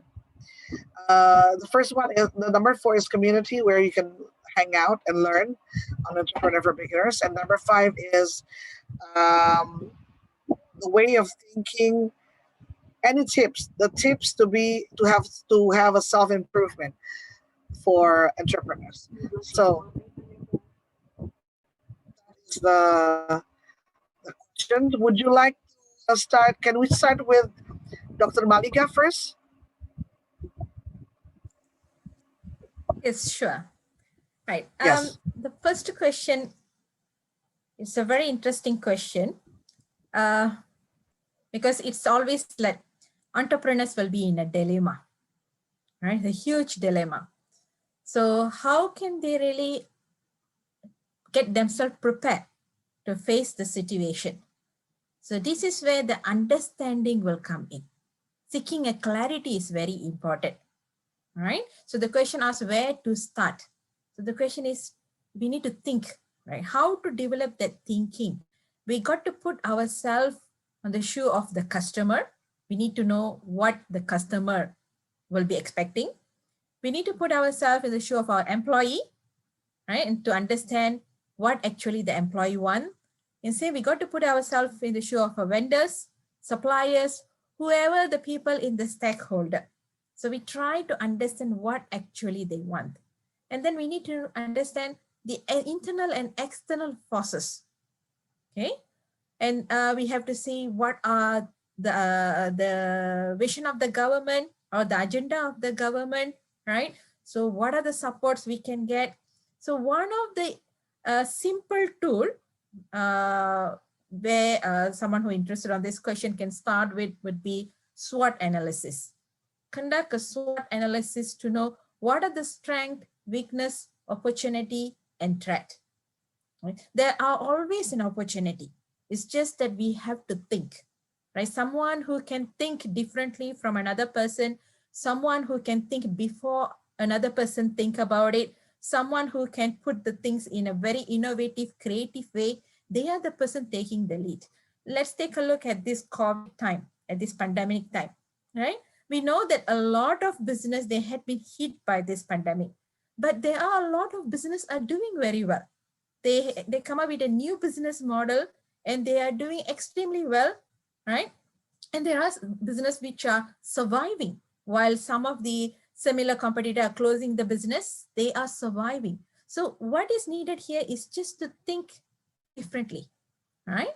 And then see how much information that we can get from the environment. That was the reason why I presented the ecosystem, so that we don't only just focus on the people, or we focus on the system, or we focus on particular attributes that we want to achieve. So it is very important to have comprehensive understanding about the process, the people, the system, the attributes. Right? Then only we can put all the information together, and then we can analyze them based on what are the strengths that we have. See, we won't be able to do everything. We need to know what are our strengths. What are we good at? Let's use our strength to attract those opportunities. Let's use that strength, the strength to actually to overcome those threats. Right? So in this way, we can change our weakness to become strength as well. So I would strongly recommend you to start with a SWOT analysis, and then you can extend from there. Thank you. Thank you, Dr. Malika. Dr. Safuan, maybe you can answer number 2, or and Dr. Ibu Ina, and maybe Ibu Ina can suggest number 4 and number 5. Yeah. Thank you. Okay, thank you, Dr. Arianti. But it's difficult to answer, yeah, for number 2, yeah, because you must give the reference. Yeah. So I think for your information, yeah, for to become the entrepreneurial leadership, maybe we can back to my slide. Yeah, you must to be able to adaptive and always change your way to get to your high result. Yeah, high result, not status quo, not only status quo and status, and but the dynamic. Yeah, you must dynamic. Yeah. So I don't. I can answer this question, May. But I hope maybe this question maybe next I try to answer it, because I must give the reference, but I don't have the reference for Robert Kiyosaki. Yeah. I don't I don't have, but maybe from this answer, maybe this question I can answer later. Yeah, maybe that's to Dr. Arianti. Okay. Thank you, Dr. Safuan. So Robert Kiyosaki is the writer for Rich Dad and Poor Dad, right? Yeah. And that's the term that Amway is adopting. Yeah. So yeah, there are so many. Actually, Dr. Safuan has raised many references before on his presentations. Maybe you can look around. We will show his presentation later, and you can make the reference. You can take some reference out of it. Okay, now let's carry on with Ibu Ina. Ibu Ina, what do you think about the rest of the questions? Oh, the rest of the questions. Yes. So the questions, the next questions, the number 4 is there any community where you can learn entrepreneur as beginner? Obviously, yes. There's bunch of entrepreneur group or community that you can start to join before you become an entrepreneur. But my suggestion is just pick up two, at least two communities. So one communities is the communities that related with your hobby, with your hobby or related to any kind of ability that you think you can be that you really mastering in it. So you can just that community. As for example, I do love diving and photography. So I joined to those two community, diver community and also the photography community. Why? Because from that community, you can be really free, or you can freely to talk anything about your hobbies. You can start to learn, or you can start to discuss so many things about anything you really know or anything you're interested to know. That will obviously teaching or teach you so many things about communications, negotiations, and then it will be very helpful for you to do the next formal negotiations, especially for business negotiations. That's for the hobby community. And then the second community is the formal community like Gapura, that was entrepreneur community founded by Google in Indonesia, and obviously ComDev, community development in BINUS. Well, that's a formal community for young entrepreneur in BINUS actually, that you can start from. You can go to the community development in their office in BINUS, and then you can start to ask where guys you will have or make another gathering, offline gathering for us, that you can gather with lots of entrepreneurs that is already success at this moment, and then you can start to learn from them. Just ask to the BINUS, like from the ComDev or Mas Wisnu or Bayani and everyone in ComDev to make the gathering for you. I think that's for the number 4. And then as a person, I myself think myself as kind of a stiff person, but I kind of wanted to think flexible and change my way of thinking. Do you have any tips to self-improvement to think flexibly? Well, for this students, I'd like to make a high five for you with you guys, because I used to be that kind of person. I was a very stiff person. I was a very ridiculously over perfectionist person. But the thing is, when I become adult, and then I started to see around myself, I started to see my environment. I was thinking like, I'm not going to survive in this life if I'm still being this kind of person. So in every time of life, in every single time in your life, you have to be negotiable. So my suggestions is, if you want to think more flexible, or if you want to be a more flexible person, I suggest you to do a negotiations with the very worst people you've ever you know. You know, like maybe someone you really hated, or someone you really don't like it. Just go to her or him, and then you make some kind of negotiation until she or he said yes, until he or she become a better person or become nicer to you. That's the ways, or that's the time when I can reach that, when I did that way, and then I became more flexible. I said that, well, I cannot stand with my I cannot just stand with what I want, but I have to negotiable. I have to be more flexible so I can achieve my bigger purpose. So I can achieve bigger goals. I think that's my suggestion. Just now find someone that you really hate the most and make some negotiation until he or he say yes. And you guys make a win-win solution. Nobody angry or nobody left upset.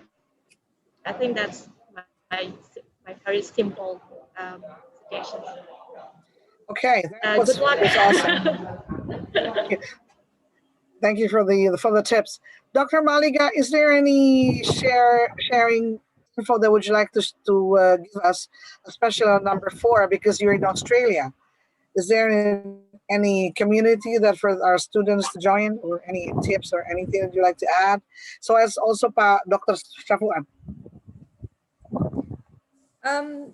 They have some particular community, like for moms, for example, mompreneurs.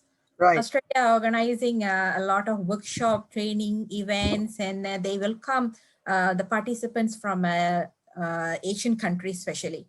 So these are the, I know they are very active, and we have a lot of people from Asian countries participating. So I would encourage to subscribe into those community where most of the activities are managed virtually. So locations, traveling is not a matter here. It was done before COVID time.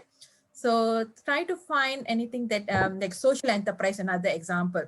Like you can find, is there any social enterprise community available in the Twitter or Facebook? There are a lot of communities are becoming very active in social media. So it's very simple. We just go to Google and then type that, for example, social entrepreneurs, and then look for any community and see what are the number of people in that social media, how active are they, what are the events that they are organizing, because there are a lot of NGOs are organizing events for free, right, or at least with a very small minimum fee.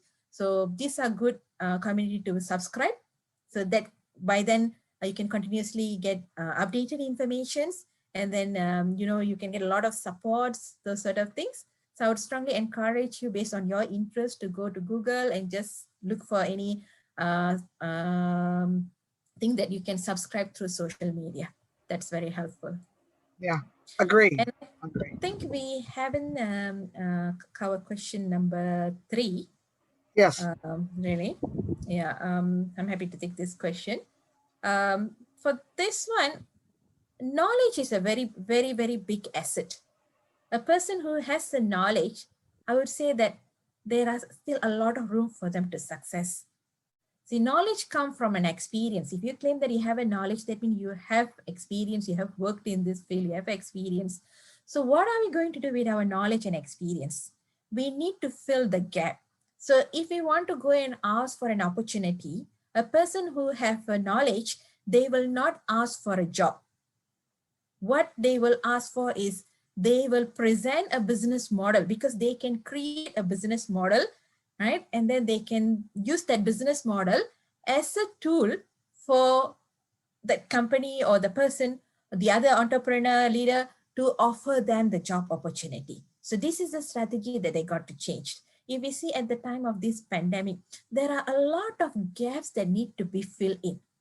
People need those services, people need those products, but then they can't reach those products on time. The products never come to them on time. The products never come to them in a perfect way. So there are a lot of gaps actually. So based on the knowledge, if we can identify the gap and we can present this to the entrepreneurs who have the resources, as in this question, the person has no resources, and then they can actually, the person can team up and see how they can collectively do together. Right? I can give you one example here. We Hindus, we celebrated Deepavali very recently. And at that time of Deepavali, there are a lot of things get exchanged. For example, a lot of IT companies in India, for example, right? A lot of IT companies, they have a lot of workers. But what is happening with the workers now is they are working from home. So previously, the IT company, they can order sweets because giving a sweet is a gift during Deepavali time. So it was easy for the company to order the sweet and then give the sweet to distribute the sweet to the employees. But now the employees are at home. They want to deliver the sweets, but then they couldn't reach. They can find the entrepreneurs who can make sweets because every year they are the supplier for them. But how to make sure that that sweets box can reach the employee? So they need people to deliver, reliable people to deliver, right? And some of these employees, they already went back to their home country, so they may not be in the city. So what is the connection? But if we see throughout India, there are a lot of sweet shops. But what is needed here is a person who can actually form the connection, connect the sweet shops in India together, connect the delivery person together. At this one side, we can see a lot of delivery companies, they say that they don't have business, right? So the person who has the knowledge can just go in and build the connection, put a nice casual, make sure that things are happening in order. That's where you can be success. So knowledge is a very, very big asset. You have a lot of things actually you can achieve, right? Thank you. Thank you, Dr. Maliga. Well, Yes.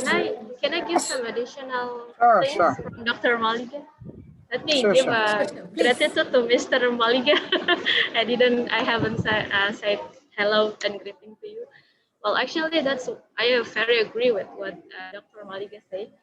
And then if you guys remember, when we have fasting month, and then in this during pandemic, and then the seller wasn't allowed to sell the takjil. Do you remember when the fasting month came? We always see or find out takjil, ya Pak Safuan ya, Pak Dr. Safuan. Yep. And then, well, yeah, we didn't have any chance to find one of them, wasn't it? So, but the seller was not lost the idea how to sell their product.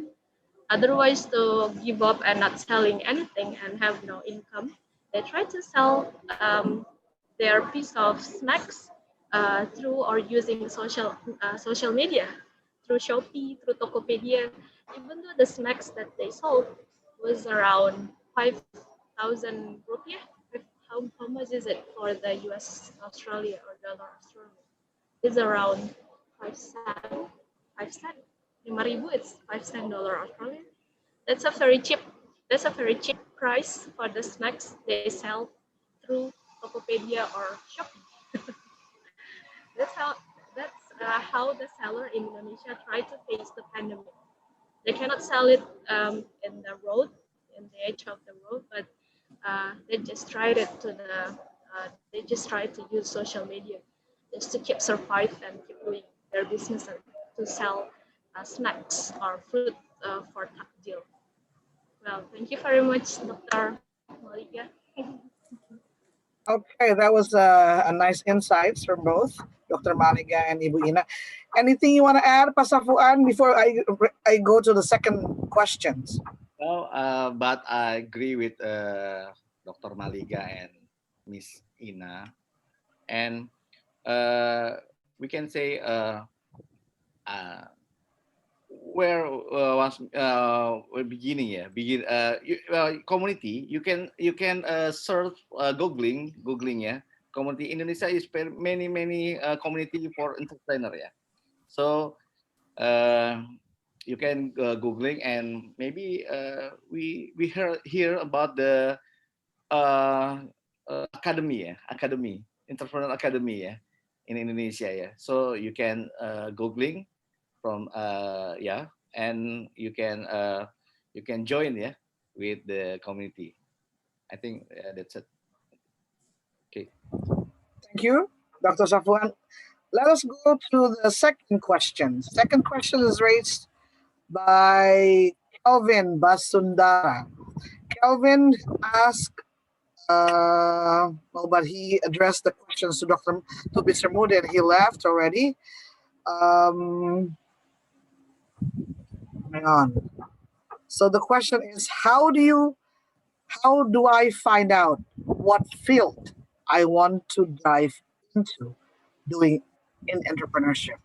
So how does he choose what kind of field? How can he go into and choose what field he wants to do in entrepreneurship? So could anyone from the three speakers left to start? Maybe we can start with Bu Ina. Okay. Thank you, Dr. Ajeng. How do I found out what field I want to dive into entrepreneurship? First thing first, just find out what's your hobby. What's your I'm not going to say passion because you may be bored about you're maybe already boring when people say about entrepreneurship must be related to your passion, but that's not anymore. But I want to make a stretch point about hobby. So anything related to your hobby can be a business.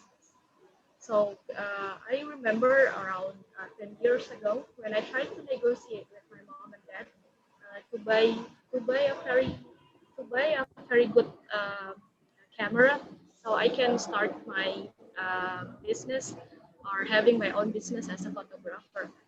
To open my studio photo at around probably 10 years ago. So that's my first thing that I can that I can share to you. Just find out your hobby, and then because when you start to love your hobby, or when you can start everything from your hobby, well, actually you will be interesting to do more. Like find your own community related to your hobby, and then you can find something that can make that can make you try to reach your business related to your hobby. Like for example, you will try your best to negotiate with your mother, with your father, and then with your everything to be your angel investor, first angel investor to give you funding so you can start your first business. I think that's my simple suggestions that was work for me. Angel investor. Okay, that's a nice term. Dr. Malika, would you like to add? And also as Dr. Safuan? Yeah, I would ask the person to ask this question first. Why you want to become an entrepreneur? What do you want to achieve by becoming an entrepreneur? Because what we can say with entrepreneurs, nowadays entrepreneurs, is not that they just want to sell the product or service, that's why they choose to become an entrepreneurs, or they want to give job to other people, that's why they want to become an entrepreneurs. Nowadays, we can see that entrepreneurs want to do something different, very different. Right? For example, if we take social entrepreneurs as an example, right? We can see that there are some entrepreneurs where they promote that if you buy one shoe, your another shoe will be donated to someone. So the idea here is the person become an entrepreneur is not to develop the business, but basically to try to help the other people. But here, these entrepreneurs, they don't want to go and ask for donation, don't want to go and ask for money. So they create a business model here where that business model will generate that charity intention, right? So this is one example. So what is important question is why we want to be entrepreneurs, what we want to achieve for the people, for the planet, for the economy. So that part has to be clear. So once we are clear of the main objective to become an entrepreneur, then we can design our business model in such a way to achieve that objective. If we could achieve that objective, that's when we will feel proud of ourselves, we will be happy, and then we will be very innovative to do better in whatever field that we select to do. Yeah, that's my input. Thank you. Thank you so much. Would you like to add, Dr. Safuan, please? Yeah. Maybe the answer is what goal do you want? Yeah. What it means is you want to be what you want to be. You want to be entrepreneur. Yeah. Okay. You can learn from the other entrepreneur, of course. Yeah. So and just or not not adjustment, but your so you can see your patient, yeah. So not everything you can well, go to to be an entrepreneur, but you can choose one entrepreneur. If you like one, and you can dive, or you can learn more from the expertise, and you can learn from many sources, from Google, from book. Yeah, maybe I think that's from me.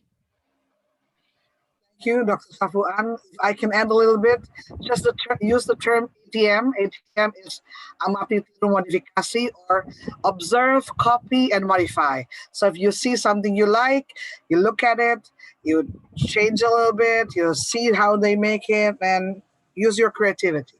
All right. Before we go to the third questions, there is several questions that raised to me from the students asking, what is SAT points? How do I get SAT points? And what else I got? How can I get SAT points? So just a quick internal questions privately came to me. So you will get SAT points as you stay in this venue from the start until the end, and then you will be given a certificate, okay, based on your presence. So you have to put your name address, your number, what do you call it, your student number at the beginning, and then to make sure that you are here.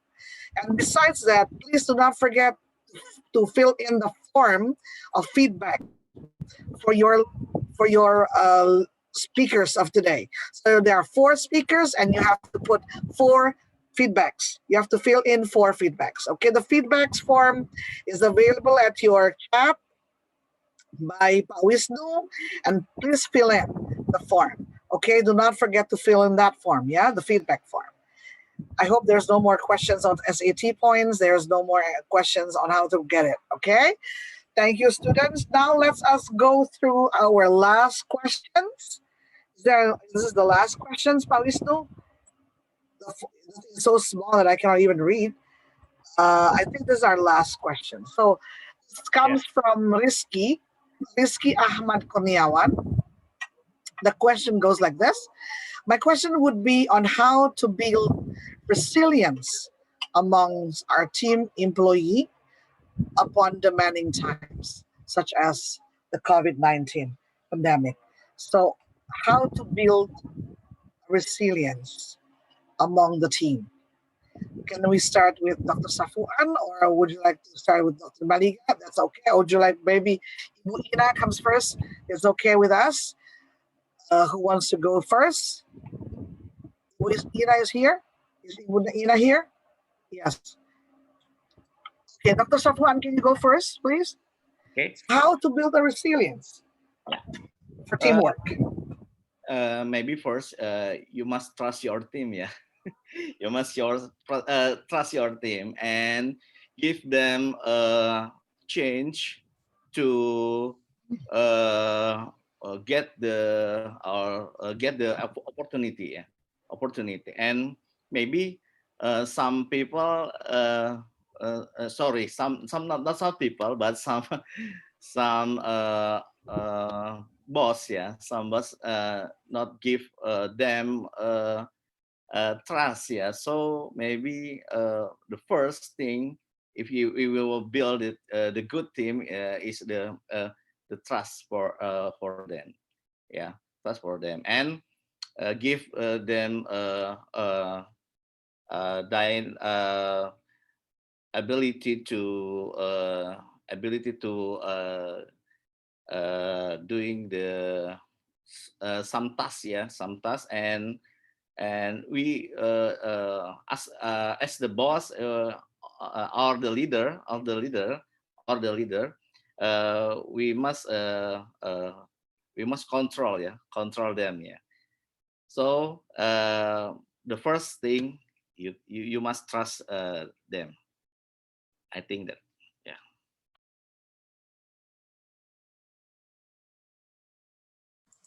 So thank you, Dr. Safuan. Trusting is number one, numero uno. You have to trust your friends. You have to trust your teammates. Because team is together, everyone achieve more. Now, let's get down to Professor Maliga. Let's hear from her terms of resilience in teammates.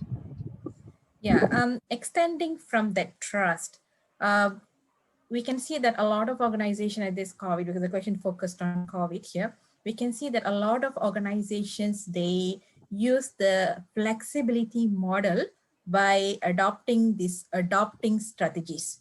So how they are managing this with the team and employees are, they try to do some changes to the role of the employees. There are a lot of things, for example, there are a lot of things that the organization want to do at normal time, but because they have been busy with their business, they never get the chance. So now they trust the employees and they try to be more organized with what they are doing so that they, once things get settled, they can pick up with the business very quickly.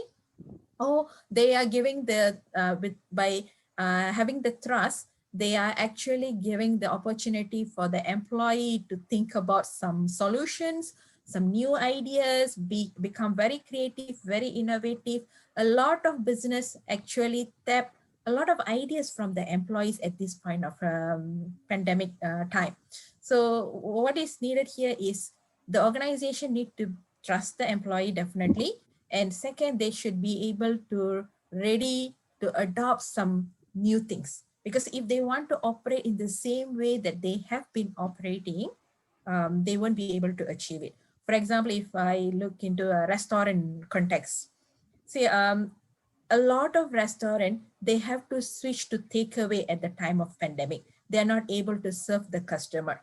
So because they're not able to serve the customer, not all the menu will be able to be converted to takeaway.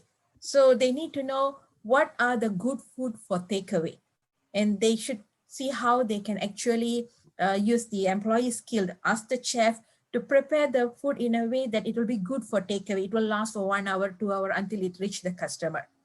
Right? So this is where the chef has to bring some innovative creativity and tell that, okay, we can change our menu, we can change our ingredients, we can change the way that we pack the food so that by the time it reaches the hand of the customer, it will be still in a good quality, good taste. Right? So the adaptability is very important. If the restaurant want to remain with the same menu, same way of operating, same way of delivering the service to the customer, then they won't be able to survive. They will face a lot of difficulties. Yeah. So that's what I would recommend. Thank you, Dr. Maliga. Ibu Ina. So trust, and then, you know, yeah, please. You hear? Yeah. So yeah, so right. I think I just yeah, thank you. So I think I'm just going to completing what Dr. Maliga as well as Dr. Safuan already suggested about the. Can you speak louder? Questions? We cannot hear you. Oh, louder. Hello. Hello. Yes. Yeah, can you hear me now? Yeah. Thank you. I think I'm just going to do the completing what Dr. Maliga as well as Dr. Safuan already give the suggestions about these questions, especially about if you want your employee trust you, so you have to be a trustable company as well. You have to be a trustable company as well, especially for your employee. So I always remember what my lecturer said in my entrepreneur class back in my master and my bachelor degree. They always say that if you want to serve your customer best, you have to give the best service first for your employee. So when you want your employee trust you, so you have to be trustable. First is your employee trust first. So how can you be a trustable company? Just be honest from the beginning. You make or build your own company. So always be honest, and then when an emergent situations like this pandemic happens, you can say honestly that how is your conditions, and then you can make them involve, or at least give you suggestions or give you inputs what they want. For example, give them also please also give your team or your employee to speak up about what they want. If they still want to work with the company, and then you say, okay, we can still run this company in this pandemic, but with some of with some things that is need to be adjusted, so we can survive through this pandemic. Like for example, okay, we can still doing this business, but maybe until 1 year ahead, we have to adjust with your salary, for example, or with your bonus. But when we get back on track on the next year after the pandemic, like we can make we can make everything over and normal. Especially, for example, we can make the normal salary or bonus salary and etc. Just try to be honest with what happened in your company. Well, actually, you still need to filter, or you still need to choose what kind of information that can be freely shared, which is not. So I think that's from my perspective. Thank you, Dr. Raja. Thank you, Ibu Ina. So honesty is the best policy. Yeah. Besides, you have to trust each other. You have to listen to each other in the team and everything. Okay, that was really fantastic. All the terms and all the tips given from each of the speakers on things on entrepreneurship, leadership. So now, besides there's no more questions, maybe I don't have to sum up because it was really fantastic to listen to all the tips, all the what do you call it, expertise and the competence that each one of the speaker has given. So now I think it's better that we have to take a picture. Yeah, let's have a picture taken. Yeah. Siapa? Pak Wisnu or Yeah. Pak? We have a picture taking right now. Okay. Kindly activate your camera so I can take a group picture through the slides. Yes. So everybody's on the video. We have video cam on, so we can have a picture together. Mm-hmm. Okay. Excuse me. This may take a while since we have 12 pages here. Oh, we have 12 pages. Okay. 12 pages. Okay. Very nice. So okay, the first page. Okay, 1, 2, 3. Yeah. Okay. Wait.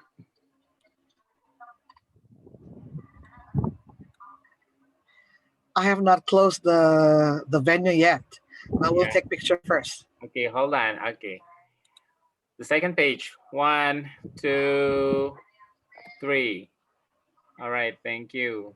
And next page.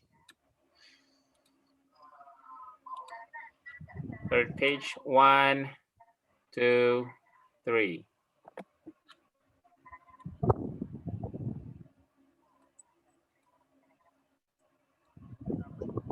Next page. 1, 2, 3.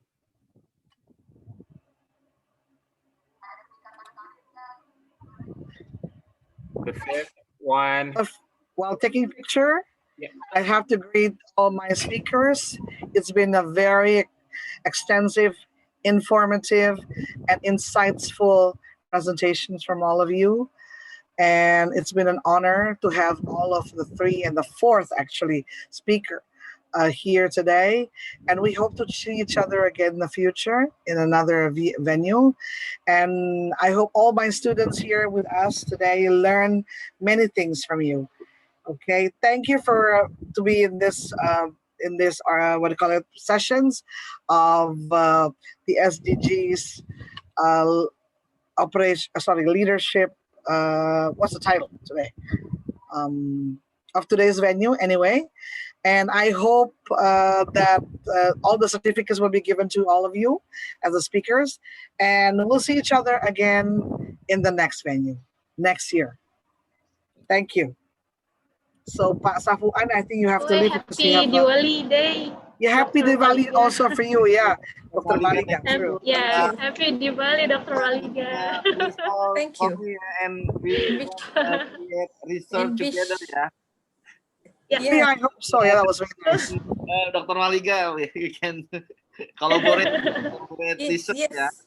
yes, we should keep in contact. Okay, Oh, sure, Really nice evening to everyone. Thank you, everyone. Wish you all.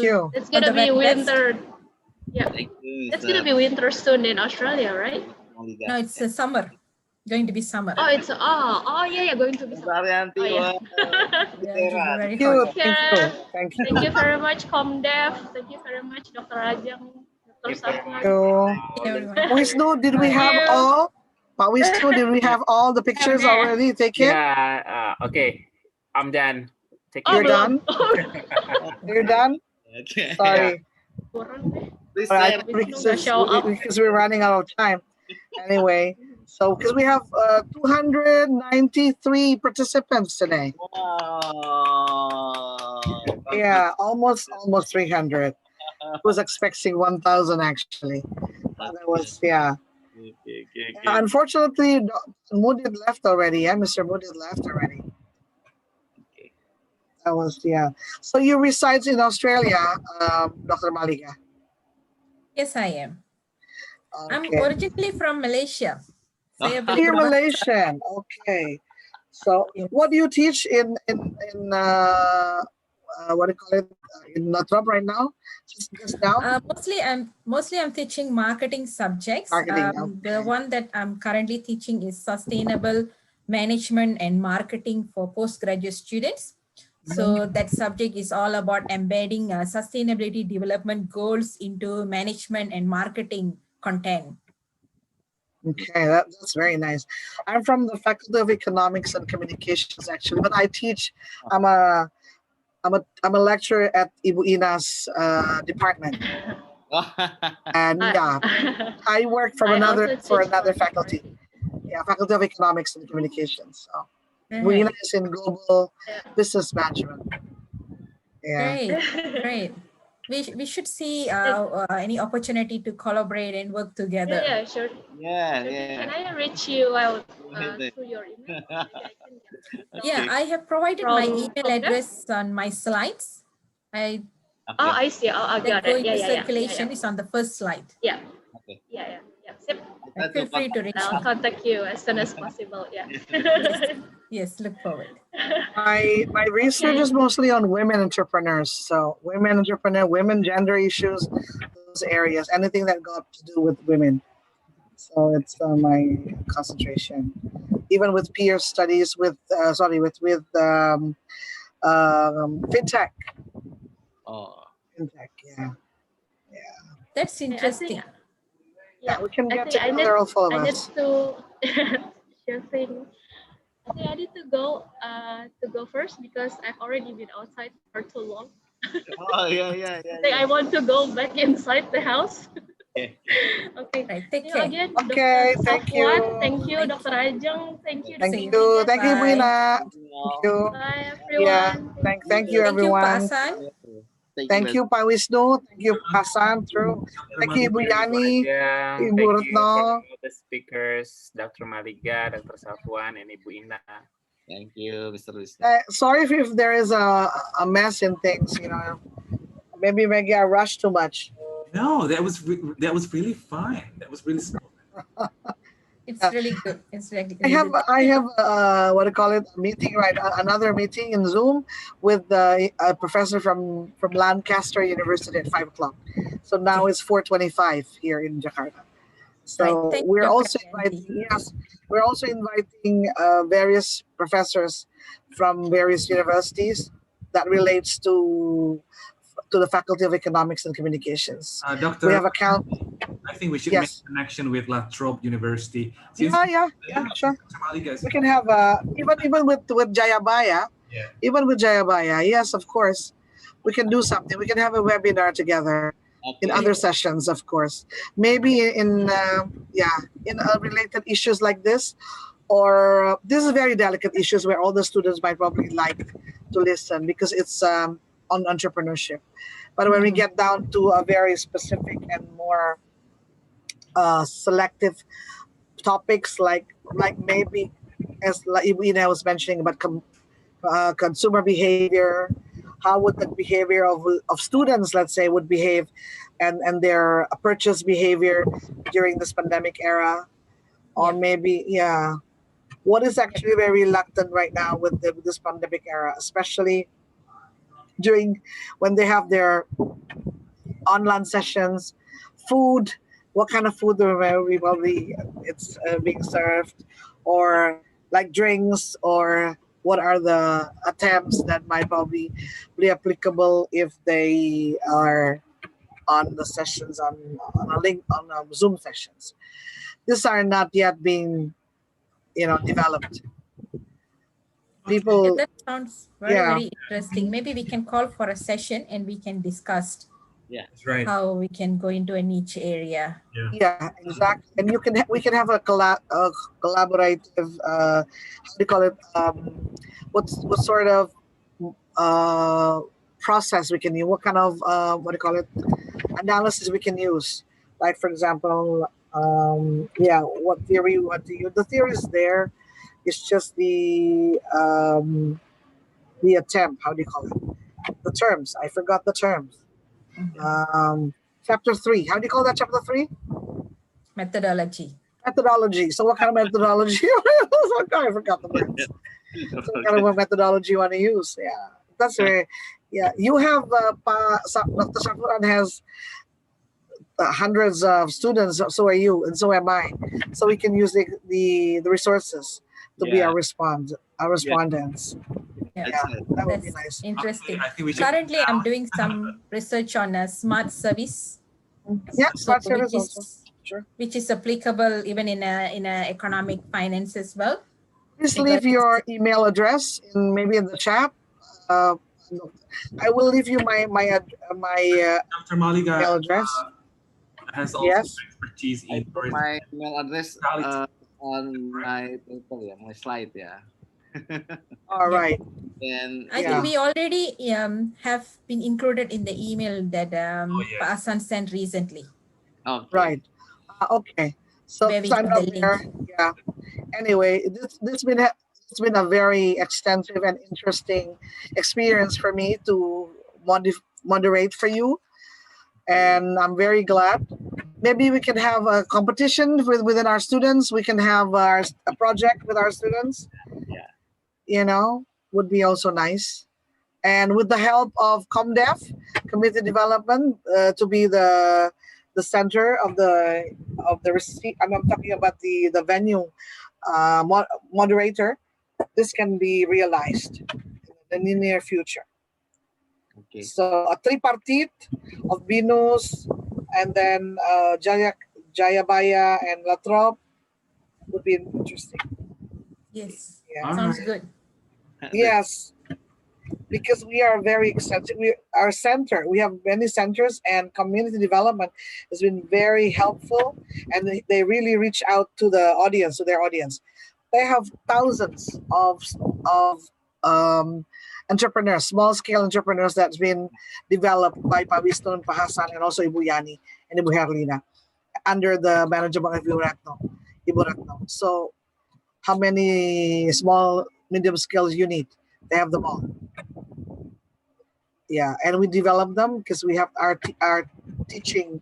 Part of our teaching wisdom is to be able to to extend our informations, our ideas to the community. Yeah. Anyway, if you have any other sessions in Latrobe University, you might probably invite us. Ibu Retno, me, Ibu Ina, and Pa Wisnu, and everyone. We are very glad to help you on this. Okay, without much ado, I have to leave also. It's been 4:30 now. Thank you for everything. Thank you for the sessions. Thank you for to have me today here. Dr. Thank you. All the best to you, Dr. Safuan, Dr. Maliga. It's been a pleasure to know you. Yes. Pak Wisnu, Pak Hasan, And students, thank you. See you again. See you again. Thank you. Bye. Happy Diwali. Thank you. Bye. Bye.